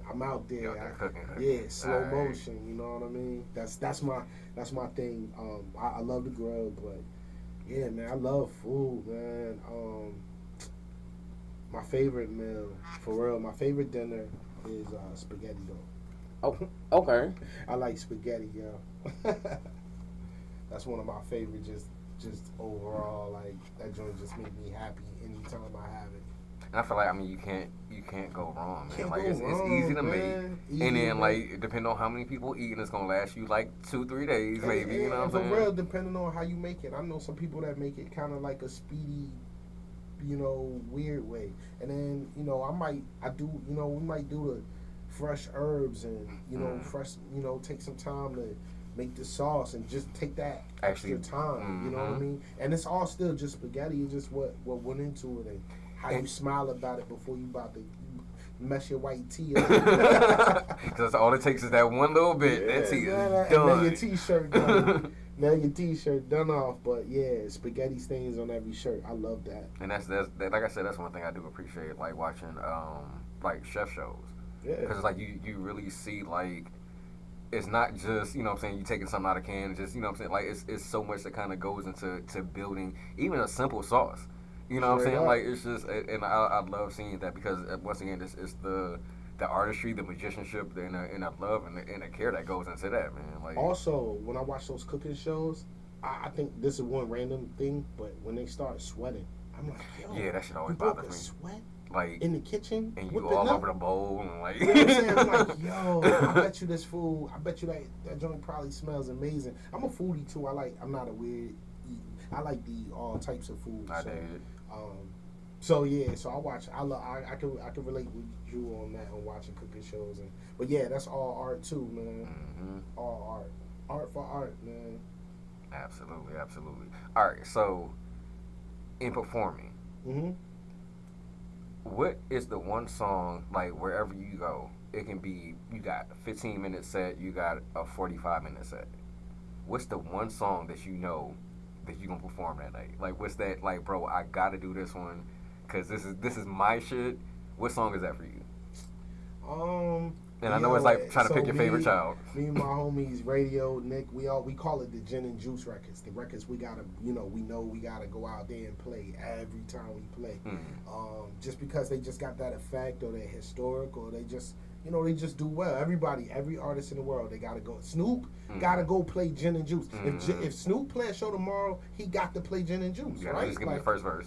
It It needs the first verse. And first verse in the hook. Yeah, I need that. So yeah, I got Sirens is one of those records I definitely feel like it's one of my Gin and Juice records. I love playing that record. But yo, man, I got a lot of other older records that I have to, depending on how long I do the show, I gotta go back in my catalog because there's so many people that have related to so many records, just individual records, just coming up. So, but I say Sirens and, oh man, it's too many to name. I can't front. My catalog has been good to me. That's what's up. But Sirens is one of those ones. I think it welcomes people into our city. I think I've liked the conversation that people have had around it. I like how people relate to it. I like how people understand what I was trying to deliver around the world. Like, this is not just when I dropped this record, this was not just a Richmond thing. This is like Static. I don't know if your listeners are familiar with Static Selector, but Static Selector shut down this whole radio show on what is that? Oh gosh, I don't want to say XM. I'm messing it up. But either way, Static Selector and people like him shut down his whole radio shows and played this whole album top to bottom. That's dope. Around the country. LA Leakers, shout out to them too. They were running this album top to bottom. They had announced me back then as one of the top artists to watch in the country, along with like Brent Faiyaz. You see what I'm saying? So this wasn't just a Richmond thing. It was something that I believe the country, the world understood, and at the time. So it's been blessed. These years have been blessed since that release. So Sirens is just one of those records. Also with the video, shout out to my brother Young Flexico. He shot the video. There was a bidding war about who was going to release the video for that. Between Double XL and or Mass Appeal. And Mass Appeal ended up doing a world premiere. Do you know how much it costs to have a video world premiere on any platform? I can only imagine. I didn't pay $1. You see what I'm saying? Not $1, and to the grace of God, they premiered they premiered and had exclusive rights to that premiere. video. This is Ooh. Mass Appeal, this Big Nas label. Okay. And I know your viewers probably don't know this, but in another strange turn of events in the magical life of Michael Millions and Nas played a show at the National together. Oh, Just wow. Mike and Nas. Who would have ever thunk it? That's a real thing that happened. It was sold That's- out. wow. And it was beautiful. The city came out for me. The city came out for Nas. And that's a real thing that happened. We played the National and sold Wow. out. Me and Nas. This is So- big Nas. What was that like, bro? Okay, It's first, wait. crazy. Was it crazy? Okay, so It's I crazy, like man. how did that come about? Like, what I was leaving Olive Garden with my shorty, and we was just went up to have some lunch, and I got a call. I was on the way back, and I got a call on my way to the crib. Shout out to my homie D Folks. He had connect the call. Like, he was like, "Hey, I got some people. They looking for you. Just answer your phone type." And it was Nas and them people, and they wanted to know. Nas at the time was on tour with Mary J. Blige. They were doing that run, and both Mary J. Blige and Nas were doing like side shows. So when he touched down to Richmond, or wanted to come to Richmond, he wanted to know if I play a show with him. That's wild. So, So- what was going through your like? What was going? What through was my- going through your mind? Like, Yo, I guess even with the slid calling the in. phone, I slid the phone down off my face, like, you know, some like, what? Like, yeah, of course, Mhm. of course, like, of course, yes. You know what I'm saying? All right. My shorty, she driving. She like, what was that about? And I'm like, yo, I gotta play this shit. Nas and them just called. Like, Nas people just called and said they want me to play a show with him at the National. I'm like, and she's like, what? I'm like, yeah, me and That's Nas dope. at the National, live and direct. And it That's was beautiful. dope. That wasn't just like, it wasn't like, it wasn't just like a Nas show, and you know what? It wasn't just that. It wasn't built like that. You know what I'm It saying? was Michael Millions feature. Well, I ain't gonna say featuring Nas, Nah, but it was- Michael it was Millions two- and Nas. It was right. two performers. Right. It was the only there was no opening acts. You see what I'm That's saying? dope. I played for 30 minutes. Nas played for 30 minutes. and That's we left. dope. Damn, that's dope as fuck. That's something Okay, that really happened. That really happened. that's And wild. hundreds of people was there. You see what I'm saying? Like, Man. so, but it's art though. You know what I mean? When you say like, yo, it's a lot of different things. A lot of things. I've had a lot of moments in my lifetime. I've had a lot of special moments in my lifetime. That was one of them.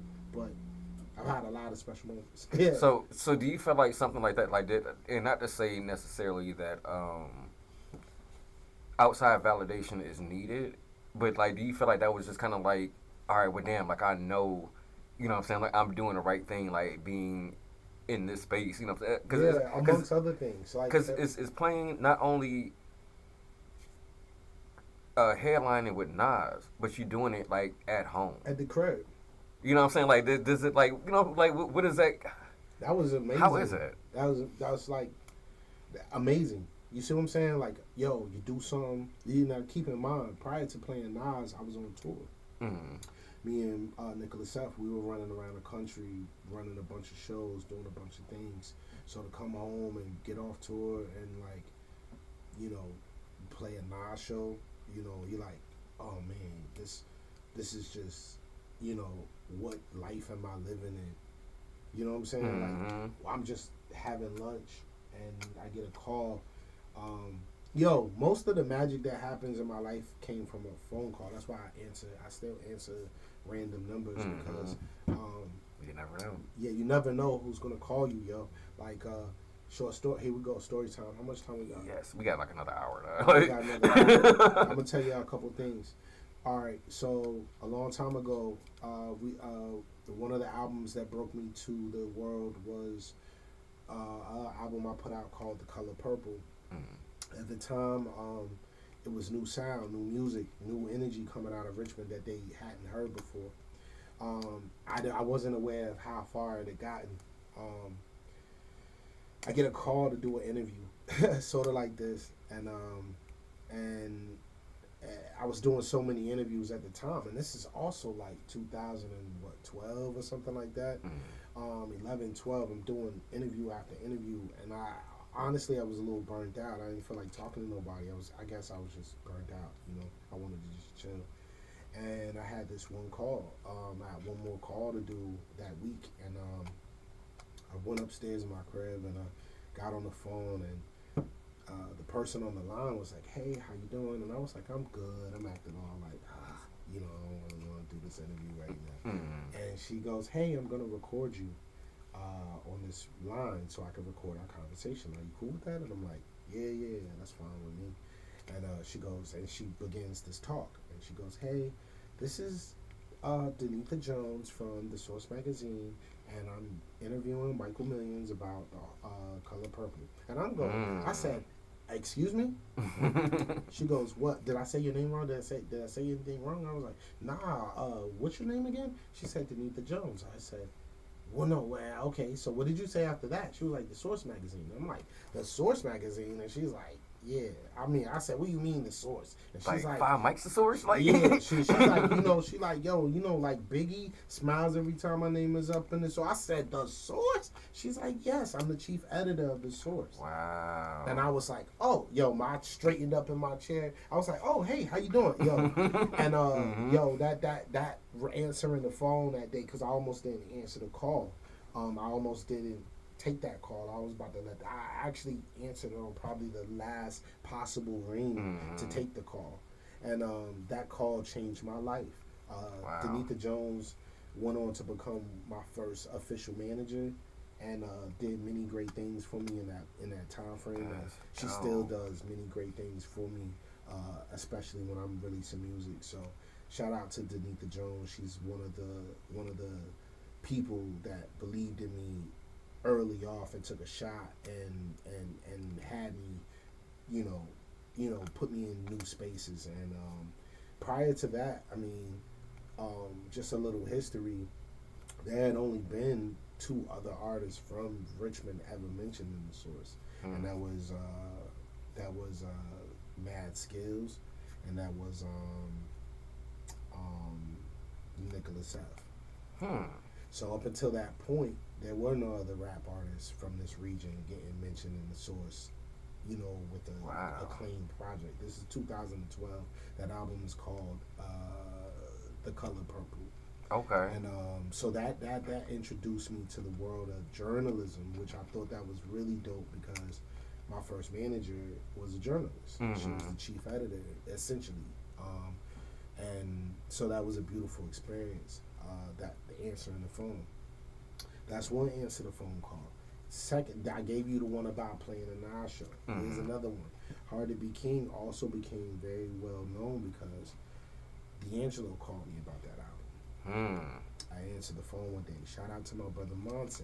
He called me and said, "Yo, some people want to talk to you. Answer the phone." And I was like, I hung the phone up and these people called me.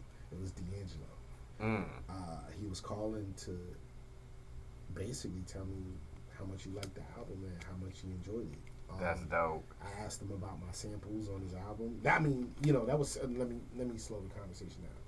He called, you know what I'm saying? I'm like, holy shit, you know what I mean, for real. And he's congratulating me about the album. The album isn't even out yet. So I'm like, how did you know? Who leaked this to you? But God is great. And I asked him about my samples. The samples we used on this album were Black Sugar and Water. And he told me we wouldn't have any issues with that. And he cleared the samples. So I put Hard to Be King out, sample, with all my samples cleared, but I used D'Angelo samples. And so that was another story, like answer your phone. You never know who won't be on it. It could be this person, it could be that person. Check your emails, check your text messages. Yeah, I definitely gotta get better checking my emails. It could be somebody there trying to reach you, and the person trying to reach you is something out of your wildest dreams and imagination. So, Denitha Jones, shout out to Denitha, shout out to Nas, shout out to D'Angelo. These are 3 times I answered my phone and my life changed after that. That's incredibly dope, man. Incredibly dope. So people answer your phones. Answer your phone, check your messages. And if it's the bill collectors, you can always just hang up on them. Yeah, So you can't hang on them. Right. But, you never know who's calling you. You never know who's listening. You never know who's watching. You never know who's praying for you. That's facts. So keep all that at the forefront. Man,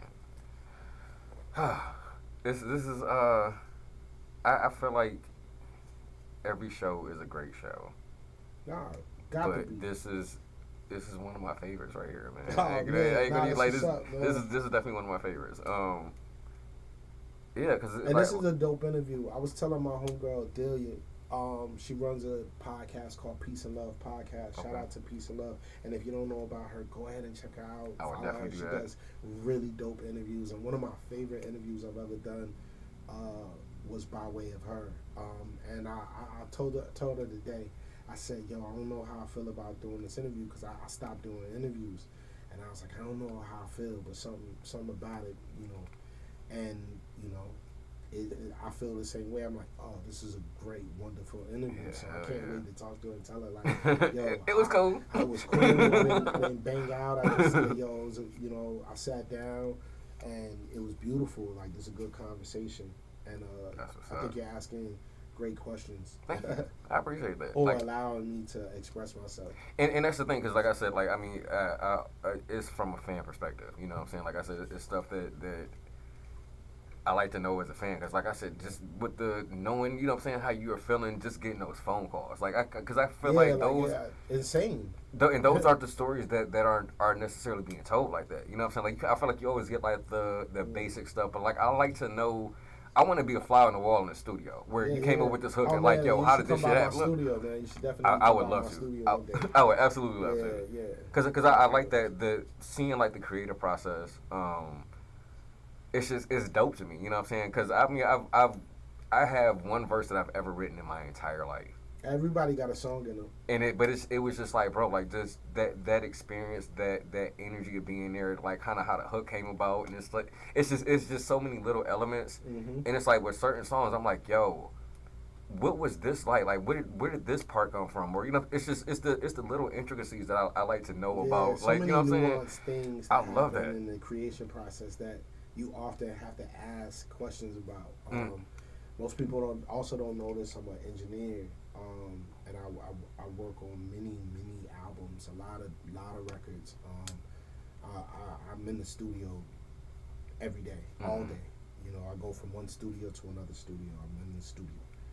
I'm not really in the street. That's why people like they think they know that I'm real, but they only know that I'm amongst. You know, I'm in the studio. You know, I'm always working. But the magic is there, so I stay close to it. I love when we're creating albums and artists and working with artists, and we're starting with no music, no records, and months later, weeks later, or however long it takes, maybe even a year, we're at the end of a project. It's mastered, and we're crying in the studio because we all think it's amazing. You know what I mean? Like that feeling never gets old.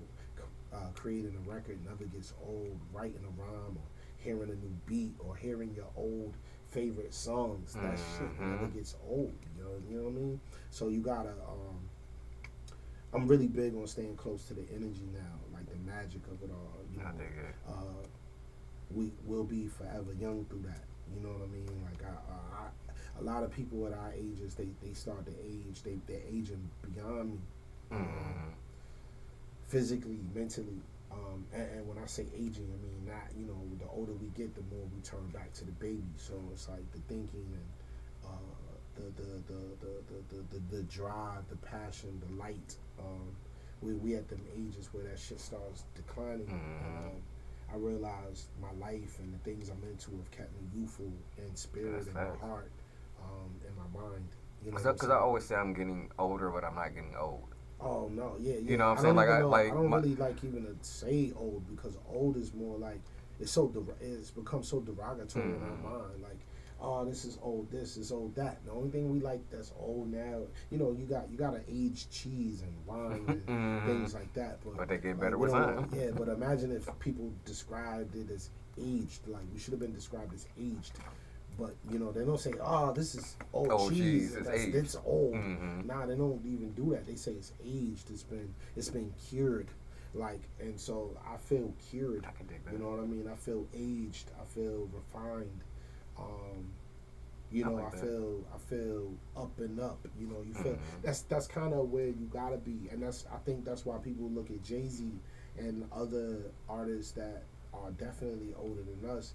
They look at them and wonder how they are still like the Pharrells, how y'all still creating, Mhm. because everyone's still a child, and Mhm. we're aging as children. You know what I'm saying? Like And that's a we still playing with crayons. Here it is. and that's a We're beautiful two thing to be able grown to have ass that. men.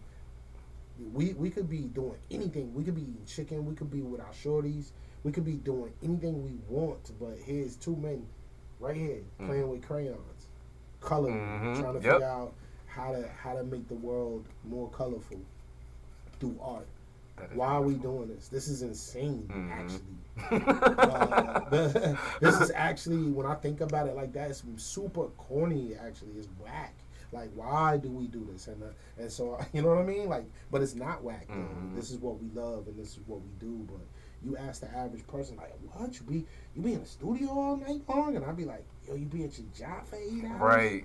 You know Miserable. what I'm saying? Like Not to say you're at your job like that, but I don't mean it like that. But I mean, like, you can't understand, you know, why I'm going doing from this. doing that. Then I don't understand how. Yo, when I work, there would be people getting job. You know, they would get these things like awards at work. Mhm. Right? I used to work at Bank of America in IT. I used to do IT or work in the IT department. And people would get awards and plaques on their desks, and that shit would be like 15 years, 20 years, or such and such years, and I would like cringe, like, holy smoke. Like you've been doing this shit. Yo, you that been long. coming to this place or places like this for 20 years? Mhm. Yo. And at the time, I'm like 24, 25. So I'm like, I have no relation to like what 20 years is in respect to anything. So here we go, 20 years later, and I'm like, I'm so thankful that I spent all my time doing this because, I can't imagine if I was like, Not doing it. yeah, I tell people all the time, if I wasn't doing this, man, I might have been a doctor, like a brain surgeon or something, or like something to do with the brain. Like I might have studied the mind or something like that. Not really like on some psychology shit, but more so just the actual study of the brain. I might have gone into the medical field or something like that. Like that's probably the only other thing that I think I don't even know if that's even a real thing, yo. I don't even know if that's real. I just be like, yo, maybe I would have became a doctor. Maybe. You know what I'm saying? Like, you know, they like asking you what you want to be. So I was really that kid that was like, yo, I think I'm gonna do music. Like I wouldn't just say rap because rap wasn't popular. You know, but I would say, yo, I think I want to be on TV doing music, and people wouldn't necessarily laugh. They believed me when I said it. So I was just in a conversation with a person I knew from high school days ago that reminded me of when they first saw me in a cipher rapping, and she said in that same paragraph or same conversation was, I believed you though. She was like, of all the rappers that was rapping, I always knew you would do this. And I was like, that's crazy that you just never saw me in no other light other than this. And not too many people like get that opportunity to do that, man. Because like I kind of feel like what I'm finding my niche kind of, I don't want to say late in life. I don't think that's it's not late at all. Just on time. And that's the beauty of it. Like it didn't happen, the way I wanted it or the way I was thinking, but I'm glad the way, because I've always known in my mind I was going to be in front of a crowd of people talking to them about something. I didn't know what capacity, what it was going to be about. I saw myself, and it's a crowd of people, and I'm like, and they're here to see me. Yeah. So, and it's like I never knew kind of in what aspect, but that's the only image that I saw. So it's kind of, I've always known I'm supposed to be in this space. Yeah. And when you always know, you'll always get there. And you know, we can, you know, I like to look at it like this. You got a choice. You know, we have somewhat free will if you know, depending on what you believe, right? Mm. So we have some sort of free will, right? But the cool thing about it is God has a plan. So God is like, here's the GPS to where you want to go, where I want you to go. Mm-hmm.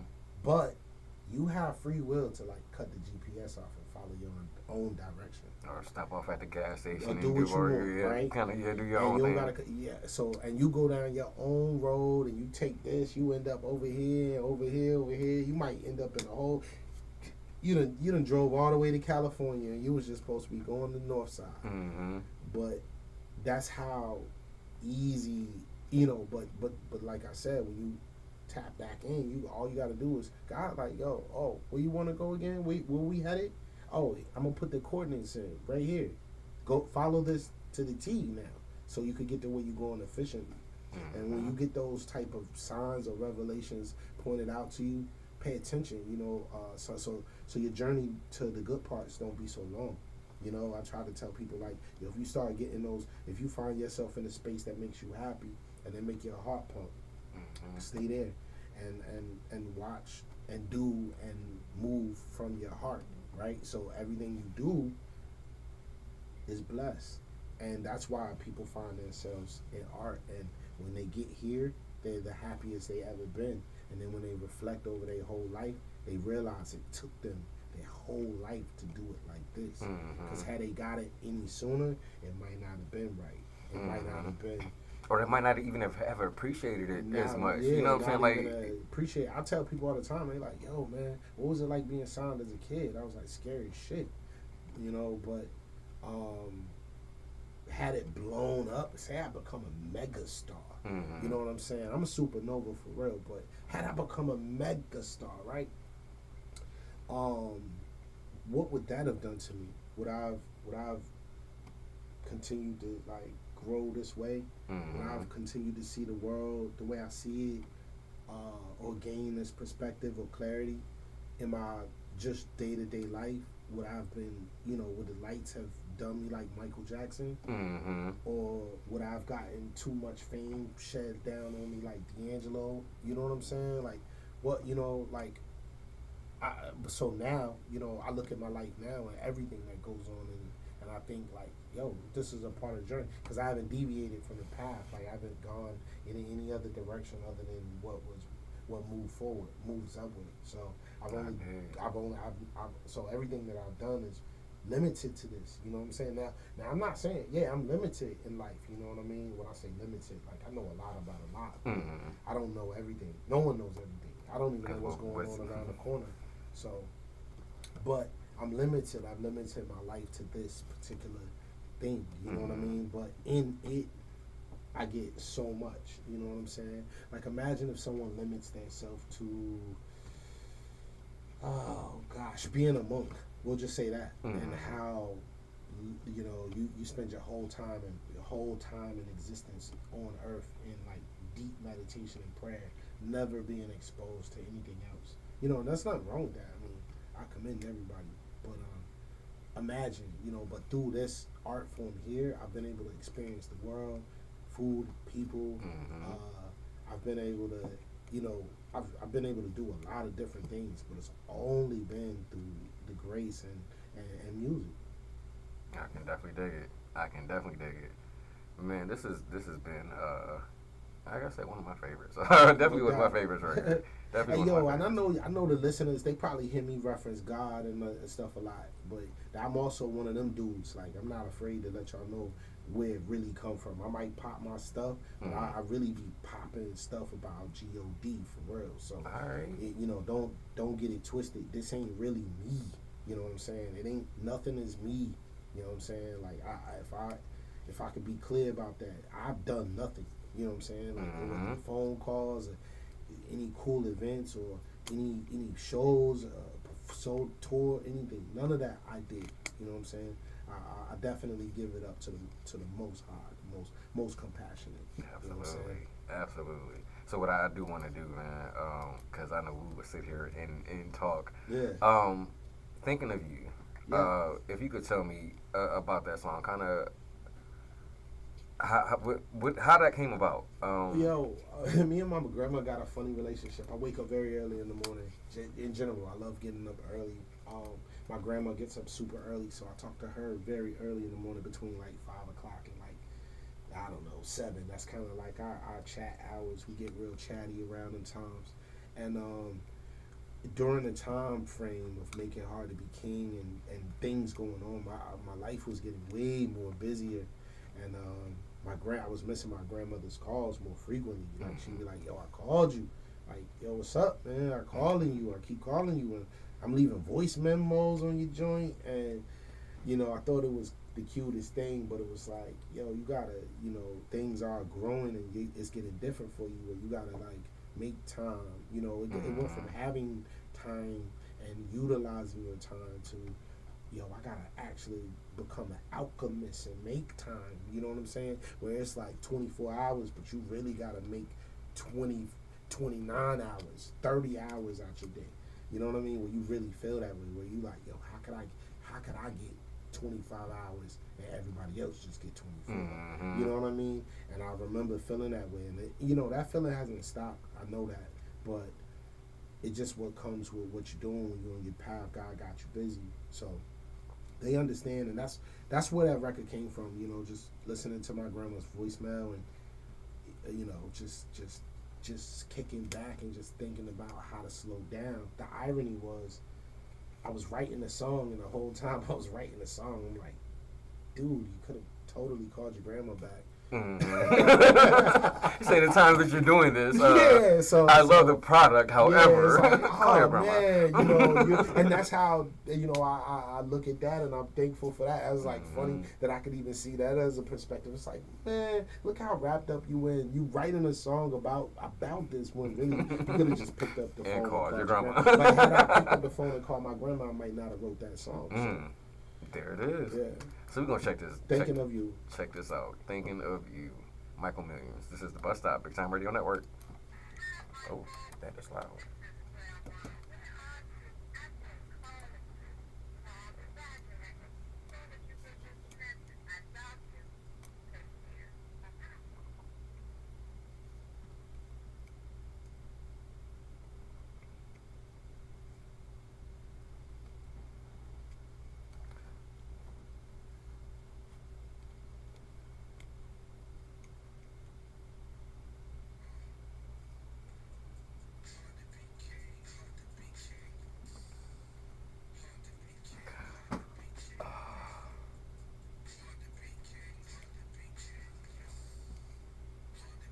Is it Sweet Sable? What's the I'm hearing the it's a sample in the beat. You know, I'm drawing blanks on the samples of this album, but I have them written down. I can get them to you. I want to say it's cause I can oh my god I can hear the song.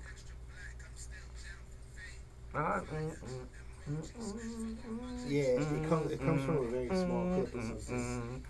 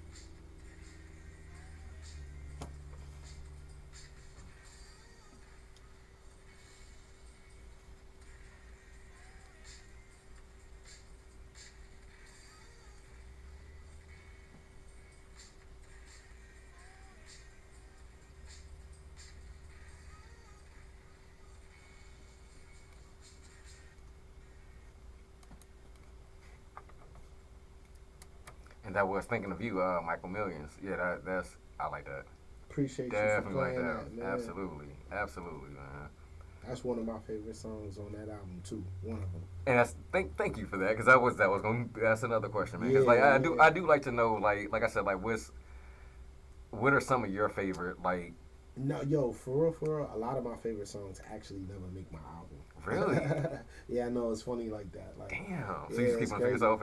Is that what's happening right now? Yeah, yeah. It's funny. No, I don't keep it to myself. You know, I really make music for my family and friends. So Okay. if my family and friends don't respond to it a certain way, then I'm not going to just put it out there. You know, I want to make sure. You know, that's what I make music for. So I dig it. so if it don't meet their approval, and that happens seldomly, but if it don't meet their approval, I'm not going to take it outside.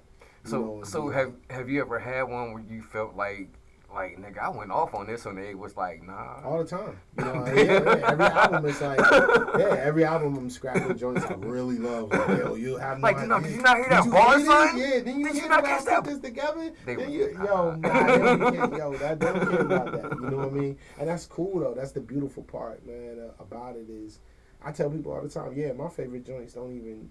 Actually, the songs that I know that, like, even if I start writing them a certain way, or if my mind goes in a certain way about a record, Said, nope, mom, I'll it's not gonna like stop this because- one. yeah, I'll stop it and I'll go another direction on the record immediately just to make sure I stay in gear with making records that will appeal to my family and friends and the people that's close to me. So sometimes I get too creative. We could get too creative, right? Like say you in the kitchen and one day you whipping up the spaghetti, but now you want to spice it up. Mm-hmm. See, you mess the recipe up, and now everybody got these stomach hurts. Everybody ain't like that. Trying to go for the razzle dazzle. Razzle dazzle, you struck out, and it happens. But the key about being an artist, I learned a long time ago. We got to be able to take your best song, your best song. You need to be able to press delete, cut the tape, and get rid of it. Like, you know what I mean? Like that's how I knew when I was an artist. I knew when I could take my best record and say, yo, I'll delete that shit now and do another one. And I'll do another one and another one. Another one. You know what I mean? But that's really kind of like where it came from with that, just tapping in, where it's like, yo, I can't be married to any one song because they're all beautiful to me. You know, they all got me in them, but maybe this one is going to touch people this way, and this one's going to affect people this way. And if I pair these records together, man, we might have something really special. And not to say like these aren't my favorite records that actually go out, but my joints where I be like, yo, did you hear how I rap for The 20 delivery, my minutes? nigga, right? Bars on top of bars. They like, Entendres, yo, I did a fucking butt out of entendres. You know what I'm saying? Like, quadruple, nigga. Did you yeah, not? bro. But I also realize it's a time and space for that as well, where we have to, like, you know, we still sharpen our swords. You know, the pen is still, you know, it got to be what it's got to be. So we still sharpen our. So, and that's when you see it. It's like, yo, you did some craziness, but it might not all the way connect. You know, so we scrap them, and I'm cool with that. You know what I mean? I'm good with that. I'm good with that part, actually. I love that part. You know what I'm saying? Like, I love feeling like I gotta delete a record, or I don't delete records, but I love feeling like I gotta take a record out for an album or a project, or change an idea. I love that. I mean, you always pull a Nas, you know, do like the lost tapes, you know what I'm saying? Just a compilation of, Yeah, if I drop my, you know what I'm saying, definitely compilation could do that. drink. Yeah, I definitely could do that. That would be dope. I definitely could do that anytime. Definitely one of those kind of artists. I've taken a lot of time away from releasing consistently because I've been in the studio a lot, growing, working on different styles of music, as an engineer, as a writer. I've worked on, we on the bus stop. We at the bus stop. This is like, it remind me of my homies, but since we the homies, I do have a bunch of new music about to come out very soon. And it's a wild idea. But it'll be 5 projects. All right. In rapid succession. I'll give y'all the names. They'll be called Doing Just Fine, Side A, Side B, and Side C. Keep Dealing and Find Your Way. All right. And, y'all will get those projects in rapid succession. And I think it'll be a beautiful piece of art. And and it's all produced by the homie DJ Harrison, which is a Okay. Grammy-nominated musician. Fire. And he's also part of the legendary band Butcher Brown. And if y'all haven't heard anything about them, make sure y'all go check out Butcher Brown. I'm definitely on their albums. I definitely play shows with them. Okay. So Butcher Brown, they're amazing. They're really amazing. Sorry to cut to that, but those is the guys, all of them. Devon, Corey, Andy, Morgan, Tennis Shoe. You know what I'm saying? And yeah, amazing dudes. So, I've been working with them a lot. I've been in the studio a lot. I've been in the studio with a lot of different artists. I've put out in the last probably 5 years, I've helped, I think, put out close to 120 albums in the last 5 years. And that's recording, mixing, and/or mastering on all three functions. So I'm behind a lot of records out here. I'm behind a lot of artists. And so I've been doing a lot of different things that's been a part of this path that I've been on. So I've been in front. So I'm in front of music, and I'm also very deeply inspired to be behind music as well. They call me like the new Quincy, like Quincy Jones. Hey, all right. I don't play no instruments, but I'm in the studio every day working new projects, new albums. You mentioned the brother Trig. That album was recorded top to bottom, engineered top to bottom in my studio by myself, and many artists. But shout out to Trig. Many artists.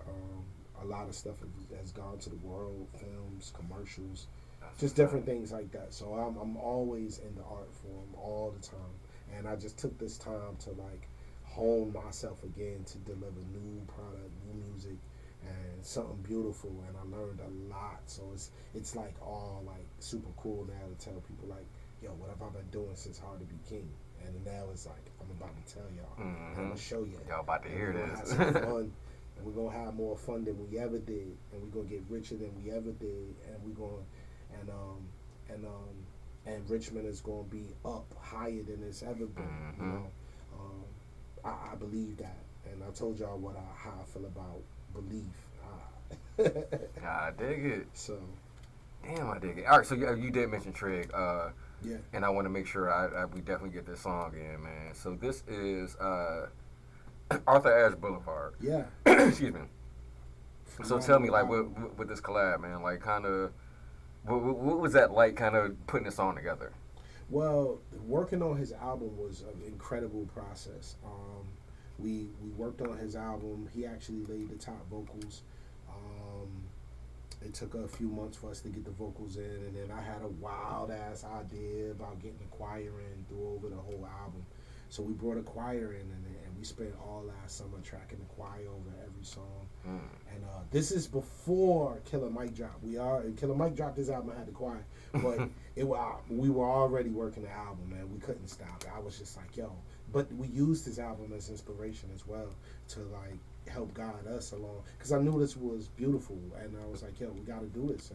And when he did, I knew we could also accomplish our mission in creating Arthur Ashe Boulevard, which was definitely an album that could only be created by a Richmond artist. And it just got the sound, and we worked on that album for, I felt like a year. I know it took me about a month and a half to mix, and yeah, Arthur Ashe Boulevard, shout out to Trig, Radio B, that's my brother, my neighbor.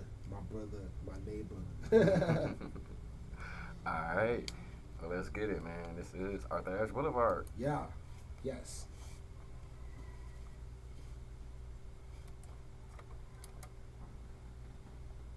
What up, though?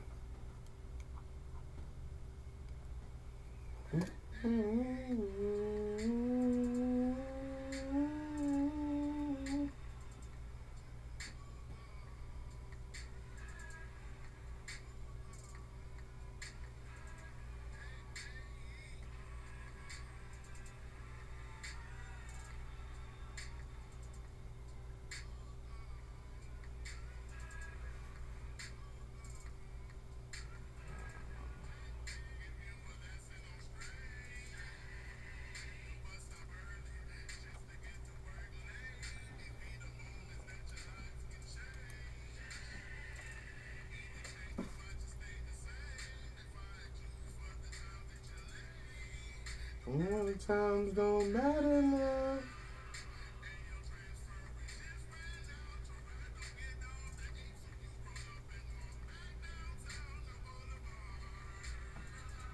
Mm.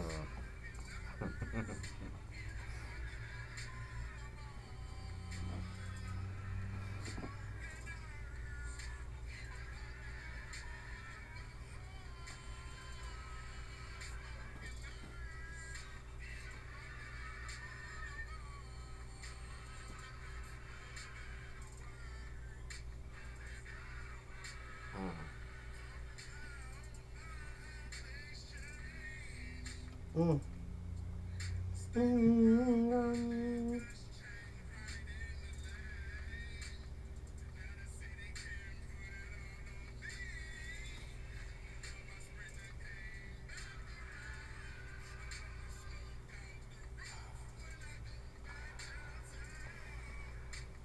The choir was genius, absolute genius. Like,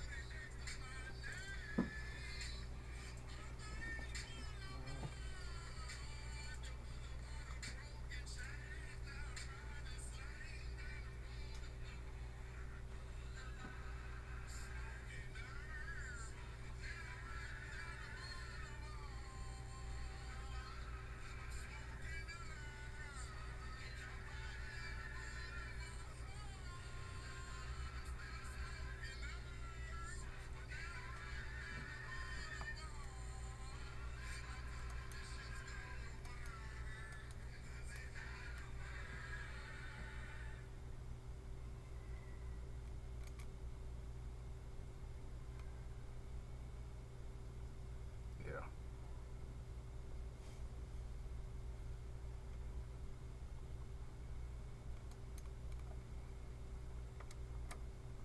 y'all cannot tell me that Richmond don't have talent. Y'all Yeah, cannot Richmond is tell me flooded it with talent. that Make they. sure you listen to a Richmond artist. Radio B, Nicholas F. Cole Hicks, Easy Leo, Main Brand, Fly Anakin, and the Mutant Academy, Black Lick. Shout out to Johnny Siggs and Gritty City Records and all the family over there. Shout out to Ant the Symbol and all the beautiful people at Shaco Records. Shout out to Mad Skills. Shout out to the Super Friends and J Mac and all the legends that's been here and are here and all my friends and my contemporaries. I gave a random shout out, but that was Hey, like I just necessary. y'all don't gotta listen to Mike. Y'all could actually don't listen to me. Go find them. You know what I mean? And I bet you gonna still have the same love in your chest. So I dig, definitely dig it, man. Like this has been once again an amazing ride, man. An amazing interview. Um, so I guess this is. I almost want to say my final question. Um, when it's all said and done, what do you want your legacy to be? uh, this I want my legacy to be uh, a long a long impact of impacting people positively. Um, I want to make sure that I when I reach 100 years old and it's time for me to go to my other home. I just want people to remember and be proud of where what this place is and know that like the artists from here did all they could to like put it up in the sky, like you know what I mean, make it as high, make it so all the kids and stuff could like come outside. Like some of our dreams are being realized now, you know, where Mm-hmm. kids and people in general look around Richmond and they see their dreams or see things they could aspire to be. When I was coming up and telling you all these stories, it wasn't that many people to find, you know what I mean? It wasn't that many people doing things that let you know you could do it. So Mm-hmm. to now, I run into so many people now that come here, move here, um, want to be here, see their dreams actualizing here, and it trips my mind out, you know. I'm but definitely I one think, of them. Like, yeah, I'm definitely one of them. yeah, but like growing up, this wasn't the place. We always believed we had to go to New York, Atlanta, LA, which we did. I did. You know what I'm saying? We did. And we had them. You know, a lot of times when I was breaking into the industry, I wasn't even in Virginia. I was in other states, and I would be technically bringing it home. You know, it's like, yo, I'm living in New York while these Virginia things are happening. You know what I'm saying? So, these are, you know, it's just a part of the journey and the ironies of it. But I'm so thankful, you know, and legacy. It's like being able to talk to people and be able to be clear, you know, be clear-minded and tell people like exactly what I believe in, and tell people to believe in themselves, and tell people not to like doubt themselves, and don't fall into the pitfalls and the traps, and don't listen to the BS people be trying to put in your head and anything like that. Like none of that stuff is real. Only you are. You know what I'm saying? Like, and I think that philosophy itself could change Earth. That's real. That's real shit, though. You know, I That's think absolutely that real. just in general, like if we just put our faith in the right places at all times, the Earth will. I don't know. You know what I mean? You know, you never know. We might shift the paradigm if the people started doing something like that. But legacy wise, I want to leave a lot of beautiful music. I want to legacy wise. I want to continue to be a bright light in my family. You know, I want to make sure. I want to do things for my family. I want to be the first person in my family that receives a Grammy or a Grammy nomination. Which I'm not far. Yo, we not far from that. You see what I'm saying? Like these things aren't these things ain't far fetched anymore. You know. And I can tell you, and people gonna talk. I know it's gonna be comments. So my sister. Grammy, like she was on 2 Grammy-winning albums. See, Grammy award winning. Bitch Don't Kill My Vibe. The strings on that song is my little sister. Wow. So KOD, like, you know what I'm saying, she did a couple tracks on that joint. For Your Eyes Only, she did like 5 tracks on that shit. She helped produce Blind for SZA. Was on Steve Lacy's album. Like yeah. So it's not far. Bro, it's not far. It's not and see, far. look how small the It's world not far. just got. I just met another person that knows another person that's related to a person that's bringing these type of accolades and this type of honor home to their family. It's legacy. 6 degrees of It's separation. beautiful. that's what I tell people all the time. Congratulations to your sister. That's an amazing accomplishment, for real. Amazing. I can't wait. Oh, it's gonna happen. It's definitely gonna happen. If you what you doing with the energy and the love and the dedication that you put behind it, because it's like, I mean, you can tell the difference between somebody making music just to make music and making music because they genuinely love doing it. Yeah. You know what I'm saying? I feel like I would say, at least for me as a consumer, I pay attention. I know the difference. Yeah. You know what I'm saying? Because that's one thing I had to realize. Like, not everybody listens to music the way I listen to music. And I've realized that recently, like in the last like couple of years. It's like, yo, y'all don't hear this bass line doing, you know what I'm saying? This, so it's sometimes it's just more so like the truth of the matter is a lot of people ain't music lovers. They like music. They ain't lovers. And so, you know, when I get in those conversations where people say, yo, I hear music differently, I'm like, nah, you're a music lover. And the people that you're around, they like music. They like it, yeah. So they're not hearing the bass line. They're not hearing these nuanced things going on in the mix. They're not hearing how this person, you know, said and did this. It's very, and that's okay too. You know what I'm saying? That is actually super okay, but then you find your tribe, right? Yep, and that's the beauty of it, man. Yeah, you start finding people that do hear the music the way you feel it, and that's what you surround yourself with. Did you hear that chord right there? Like, you know, and it's like, man, I love it. That's how we are, man. We be in the studio going crazy, especially when I'm working on live albums. Again, working with Butcher Brown has put me in some very crazy spaces, and I mean, when we cutting live albums, and I'm like, wow. You know what I mean? Did you get a chance to meet, I guess, when Anderson .Paak was here? Oh, of course. Okay, all right. Of course. Okay. I was actually, yeah. Anderson .Paak, that was a dope situation. Me and him chopped it up. There's a lot. Okay. I was actually talking to him. he's hip to me too. That's dope. Yeah, that was a beautiful thing, and that's why I said you never know who's listening, Mhm. watching, how they heard about you. But we were on the side, you know, he came to the back. We were already there. I played 2 sets that day. I played earlier in the day, and then I came back out with Butcher Brown that night. Mhm. And Anderson .Paak had came to see Butcher Brown. And so when we were backstage, you know, of course we chopped it up, but then we were like on the ramp to go up on the stage, and it's me and Anderson and a couple other homies. But Anderson leans over and he goes, "Yo, you about to go on stage, right?" And I'm like, what the? How do you know? He's like, I said, yeah. He was like, and he got hyped. He was like, oh man, that's about to be crazy. And then he leans in on me. He goes, I'm hip to you, bro. But I realized, like, of That's course you're dope. hip to me. If you love Butcher Brown, Mhm. I'm on their album. Mhm. So, of course, you know. And then if you've done any homework, you probably got hit. But I didn't know he was already aware of me. So him being so kind to me and my family, I thought he was just a nice dude, but he was already hip. So it was That's what's up. I pulled my mom backstage and my daughter, and my mom's a huge Anderson .Paak fan. So is my daughter. So Mhm. I pulled them to the side stage, and they were able to meet Anderson .Paak and take a bunch of pictures. That's and what's stuff.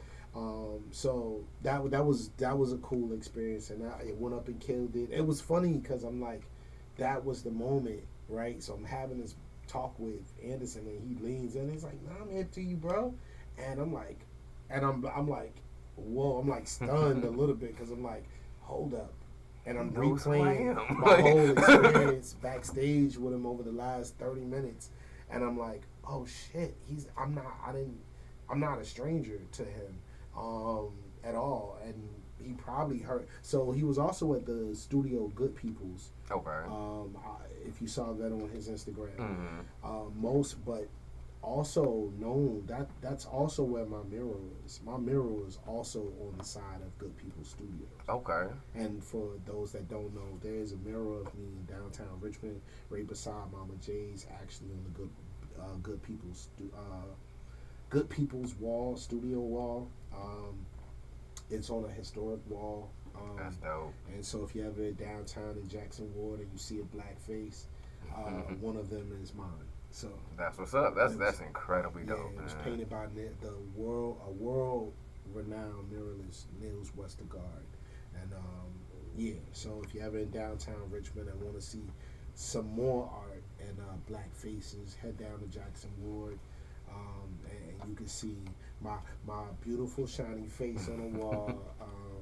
And I'm still alive, y'all. So that's even a And blessing. right, that's the beauty of it, man. Yeah. Like you get to see your mural. Yeah, You know what I'm saying? yeah. So I mean, these are other things that really happened, really occurred in life, and y'all can go downtown and see this history, and they really happened. You know, that's when I wake up in the morning and I'm like, oh, yo, that's something that really happened. Mhm. That's incredibly dope, man. Yeah. But once again, I thank you. I appreciate you coming through, man. Thanks for having Thank me, you Bus so Driver, much, man. man. Please let the people know where to follow you, how to get the music, just how to get in touch with you. Yo, my name is Michael Millions. You can follow me on all social platforms at Michael Millions, MICHAEL Millions, MILLIONS. But don't follow me at all. Follow God, and y'all have a good night. All right. Man, once again, man, thank you for riding with me. Shout out to you for coming through. Yeah, thanks for having incredible me, bro. music. Like I said, I was already a fan, man. I'm even a huger fan now, so I definitely I appreciate you I'm a doing your fan of thing. you as well, brother. I definitely appreciate that. Definitely appreciate that. Sure. So we're gonna go ahead and rock a couple more songs, man. We kind of getting to the point where we about to head into the station. And if y'all thought y'all were getting out of this show with no Little Brother, you are sadly mistaken. This is gonna be Luke featuring Little Brother. This is Amen. This is the Bus Stop, Yeah. Big Time Radio Peace Network. to Luke, man. Peace to the homie Luke. I ended up meeting Luke a couple years ago at Hopscotch Festival. Word. That shit was dope, man. Yeah, I met him. I was back in 2019. I was on the road, and we played in North Carolina, and I met him there. That was super dope. I mean, he was, but he was pretty regular. I mean, he was there to see us. I'm like, oh shit. Because I know the performance that he was at, he said it on stage, he was definitely drunk. Because I could, like, in taking the picture, like, I could tell, but, like, man, it was cool as hell. And it was wild because the way that the spot was set up, like, the one spot that nobody was standing in is kind of where me and my homeboy was standing. Mm-hmm. So you had the stage, it was like a little space for, like, a photographer, and then the gate. So I'm, like, right up on the gate. Mm-hmm. I'm looking at everybody right before they get on stage. I can see the entire, like, back. Thank you, because I would have forgot, thank you. But yeah, I'm seeing the entire backstage, like, before everybody gets up there, so I end up catching a picture with Lou. And then I caught a picture with little brother at the end of that show. Oh And, man, oh my god, it was so dope. Yeah, So I'm trying dope. to, My sister did a track with fucking, it was Fonte. I want to say it was that's Fonte up, Styles man. P. So what did she do? She's violin and viola. Cool. And she makes her own music as well. So All right, well, yo, you should link that up. I mean, I would love to meet her. I got you. Send me all. Yo, what's her name? She goes by Yuli. Is she credited as Yuli? Yuli, yeah, actually, yes. That Yeah. dope. So I'll definitely go look. I'm gonna read credits and go find it now. Yeah, that's super dope. If I can ask 2 favors of you, actually 3 technically. If you could sign a wall, I want to catch a picture with you, and if you could do a short drop, like a video drop from whichever color you want to use. I don't know what they did with it.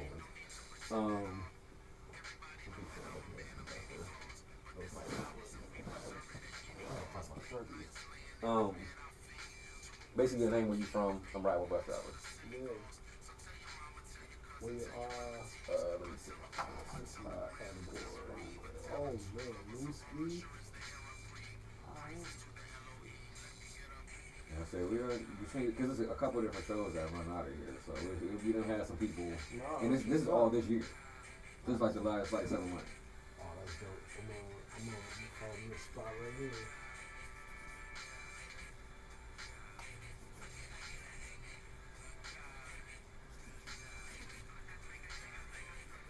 Got the homie Michael Millions.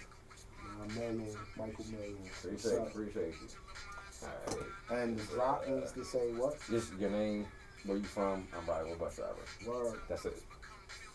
All right. We're gonna put this.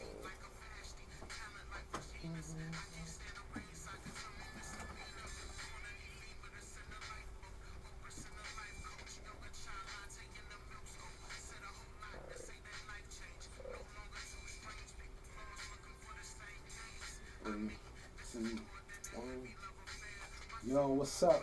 It's Michael Millions, and I'm from the beautiful, beautiful city of Richmond, and I'm with the bus driver. Thanks for riding. That works. All right. If I can just catch a picture with you, then we can For sure.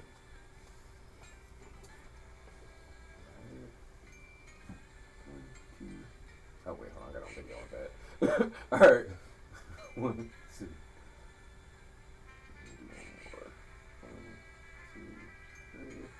All right, cool. Definitely appreciate you, man. I appreciate you, man. It's an honor and a pleasure, man.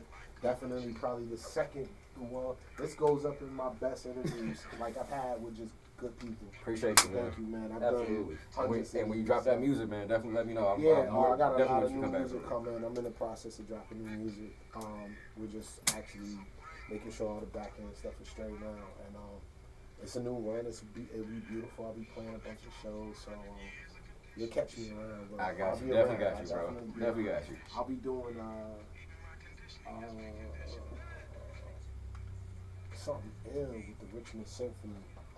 So it'll be me and the Richmond Symphony, the Carpenter Center, January 2025. Oh, that's gonna be fire. Yeah, Okay, so we're gonna probably do some Hardy B. King there with the symphony. Oh, It's gonna get crazy. Okay. They hit me up, so that's something they want to do. So we'll definitely let me know about that, probably man. start linking with that. But yeah, I got a whole bunch of shit coming up. I have to do the 4-day Richmond Music Week. I'll probably headline a show for them for that. Okay. When the fall rolling, my tapes will be out. It'll be chaos after that. That's it. Hey, We locked in now. I got you, bro. Great meeting. Great seeing you again. Absolutely. I appreciate you coming through, Friday, man. what's up? What's the time for Friday? Friday, it's the same time. Same time? Yeah, I think the event starts at 5. If I got some time, I'm gonna try to slide out there and hit Holy up before I make a move out there. Got I like being in spots like that where it's like It's chill, bro. Yeah, I like It's stuff like that. and Sometimes I go people through are the receptive to what it is that you're doing. You know what I'm saying? and Like, I don't too, just to go there and just do something. I'm like, yo, smoking that yeah, bitch. That's always a bonus. Right, you know, I play festivals, I play big class, all this stuff. Something about going to something to, okay, it's just enough people in there. You gotta say, hey, I want these people to enjoy the town enough that we're gonna treat it like it's brand new. And that's man, yeah, bro. I need you to come back through. I need you back through. I definitely need you back through. Just hit me up, let me know, and we're working into the schedule, man. I'll be around. Got you, bro. You be safe out here. You said.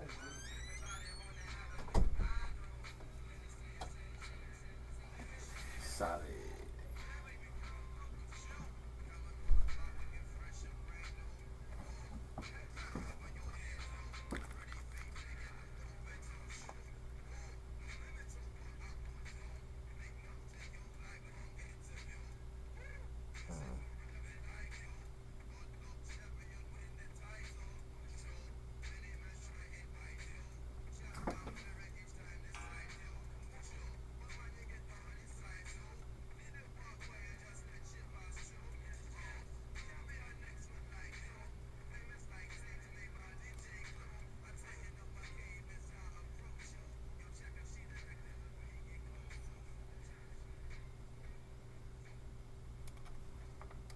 And that was Brown Skin Lady by Black Star, Most Def, Talib Kweli.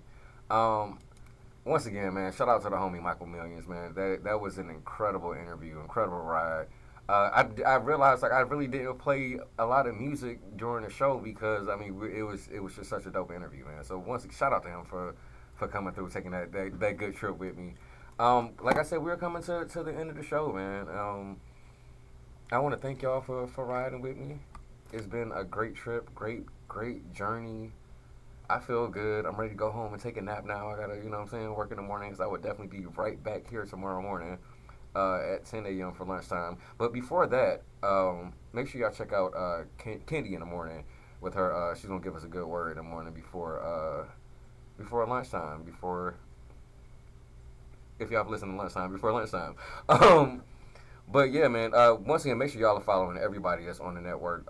Follow me on Instagram at AKA Bus Driver, on TikTok at AKA Bus Driver 313.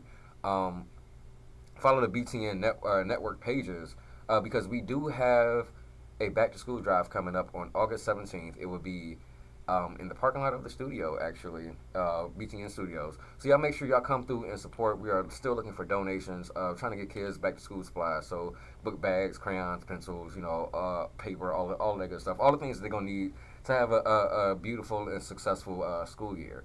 And we are going to have a couple of vendors coming through. We're going to have performances. It's going to be face painting, all that good stuff. So make sure y'all come through and check that out, August 17th. I will get the times for y'all, but make sure y'all come through for that because it's going to be a great event.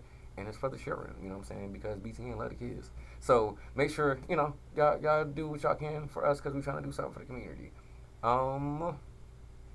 What else? Yeah, so like I said, I will be here definitely tomorrow morning for lunchtime. Shout out to G Money. Shout out to Raw. I'm definitely looking forward to seeing y'all tomorrow. But once again, man, this was a great show. I had a good time. Thank y'all for riding with me. Thank y'all for just being here and loving the art the way that I love art, man. And hopefully, y'all learned a little something tonight. And if you weren't a fan before, hopefully after tonight you are a fan. Make sure y'all check out Michael Millions on all streaming platforms. It's a lot of good stuff, man. But I'm gonna go ahead and rock this out. I'm gonna end it with Blimes, Neon Dreams. This is the Bus Stop, Big Time Radio Network.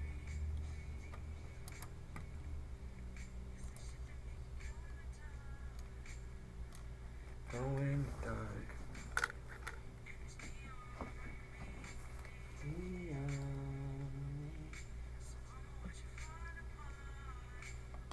Well, it's falling apart.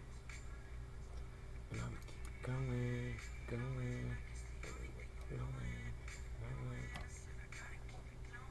Thank y'all for tuning in. This was a great show. YouTube, I love y'all. Make sure y'all are liking, subscribing, and sharing. Follow me on Instagram, aka Bus Driver, on TikTok, aka Bus Driver 313. Make sure y'all are following Big Time Radio Network. I love y'all.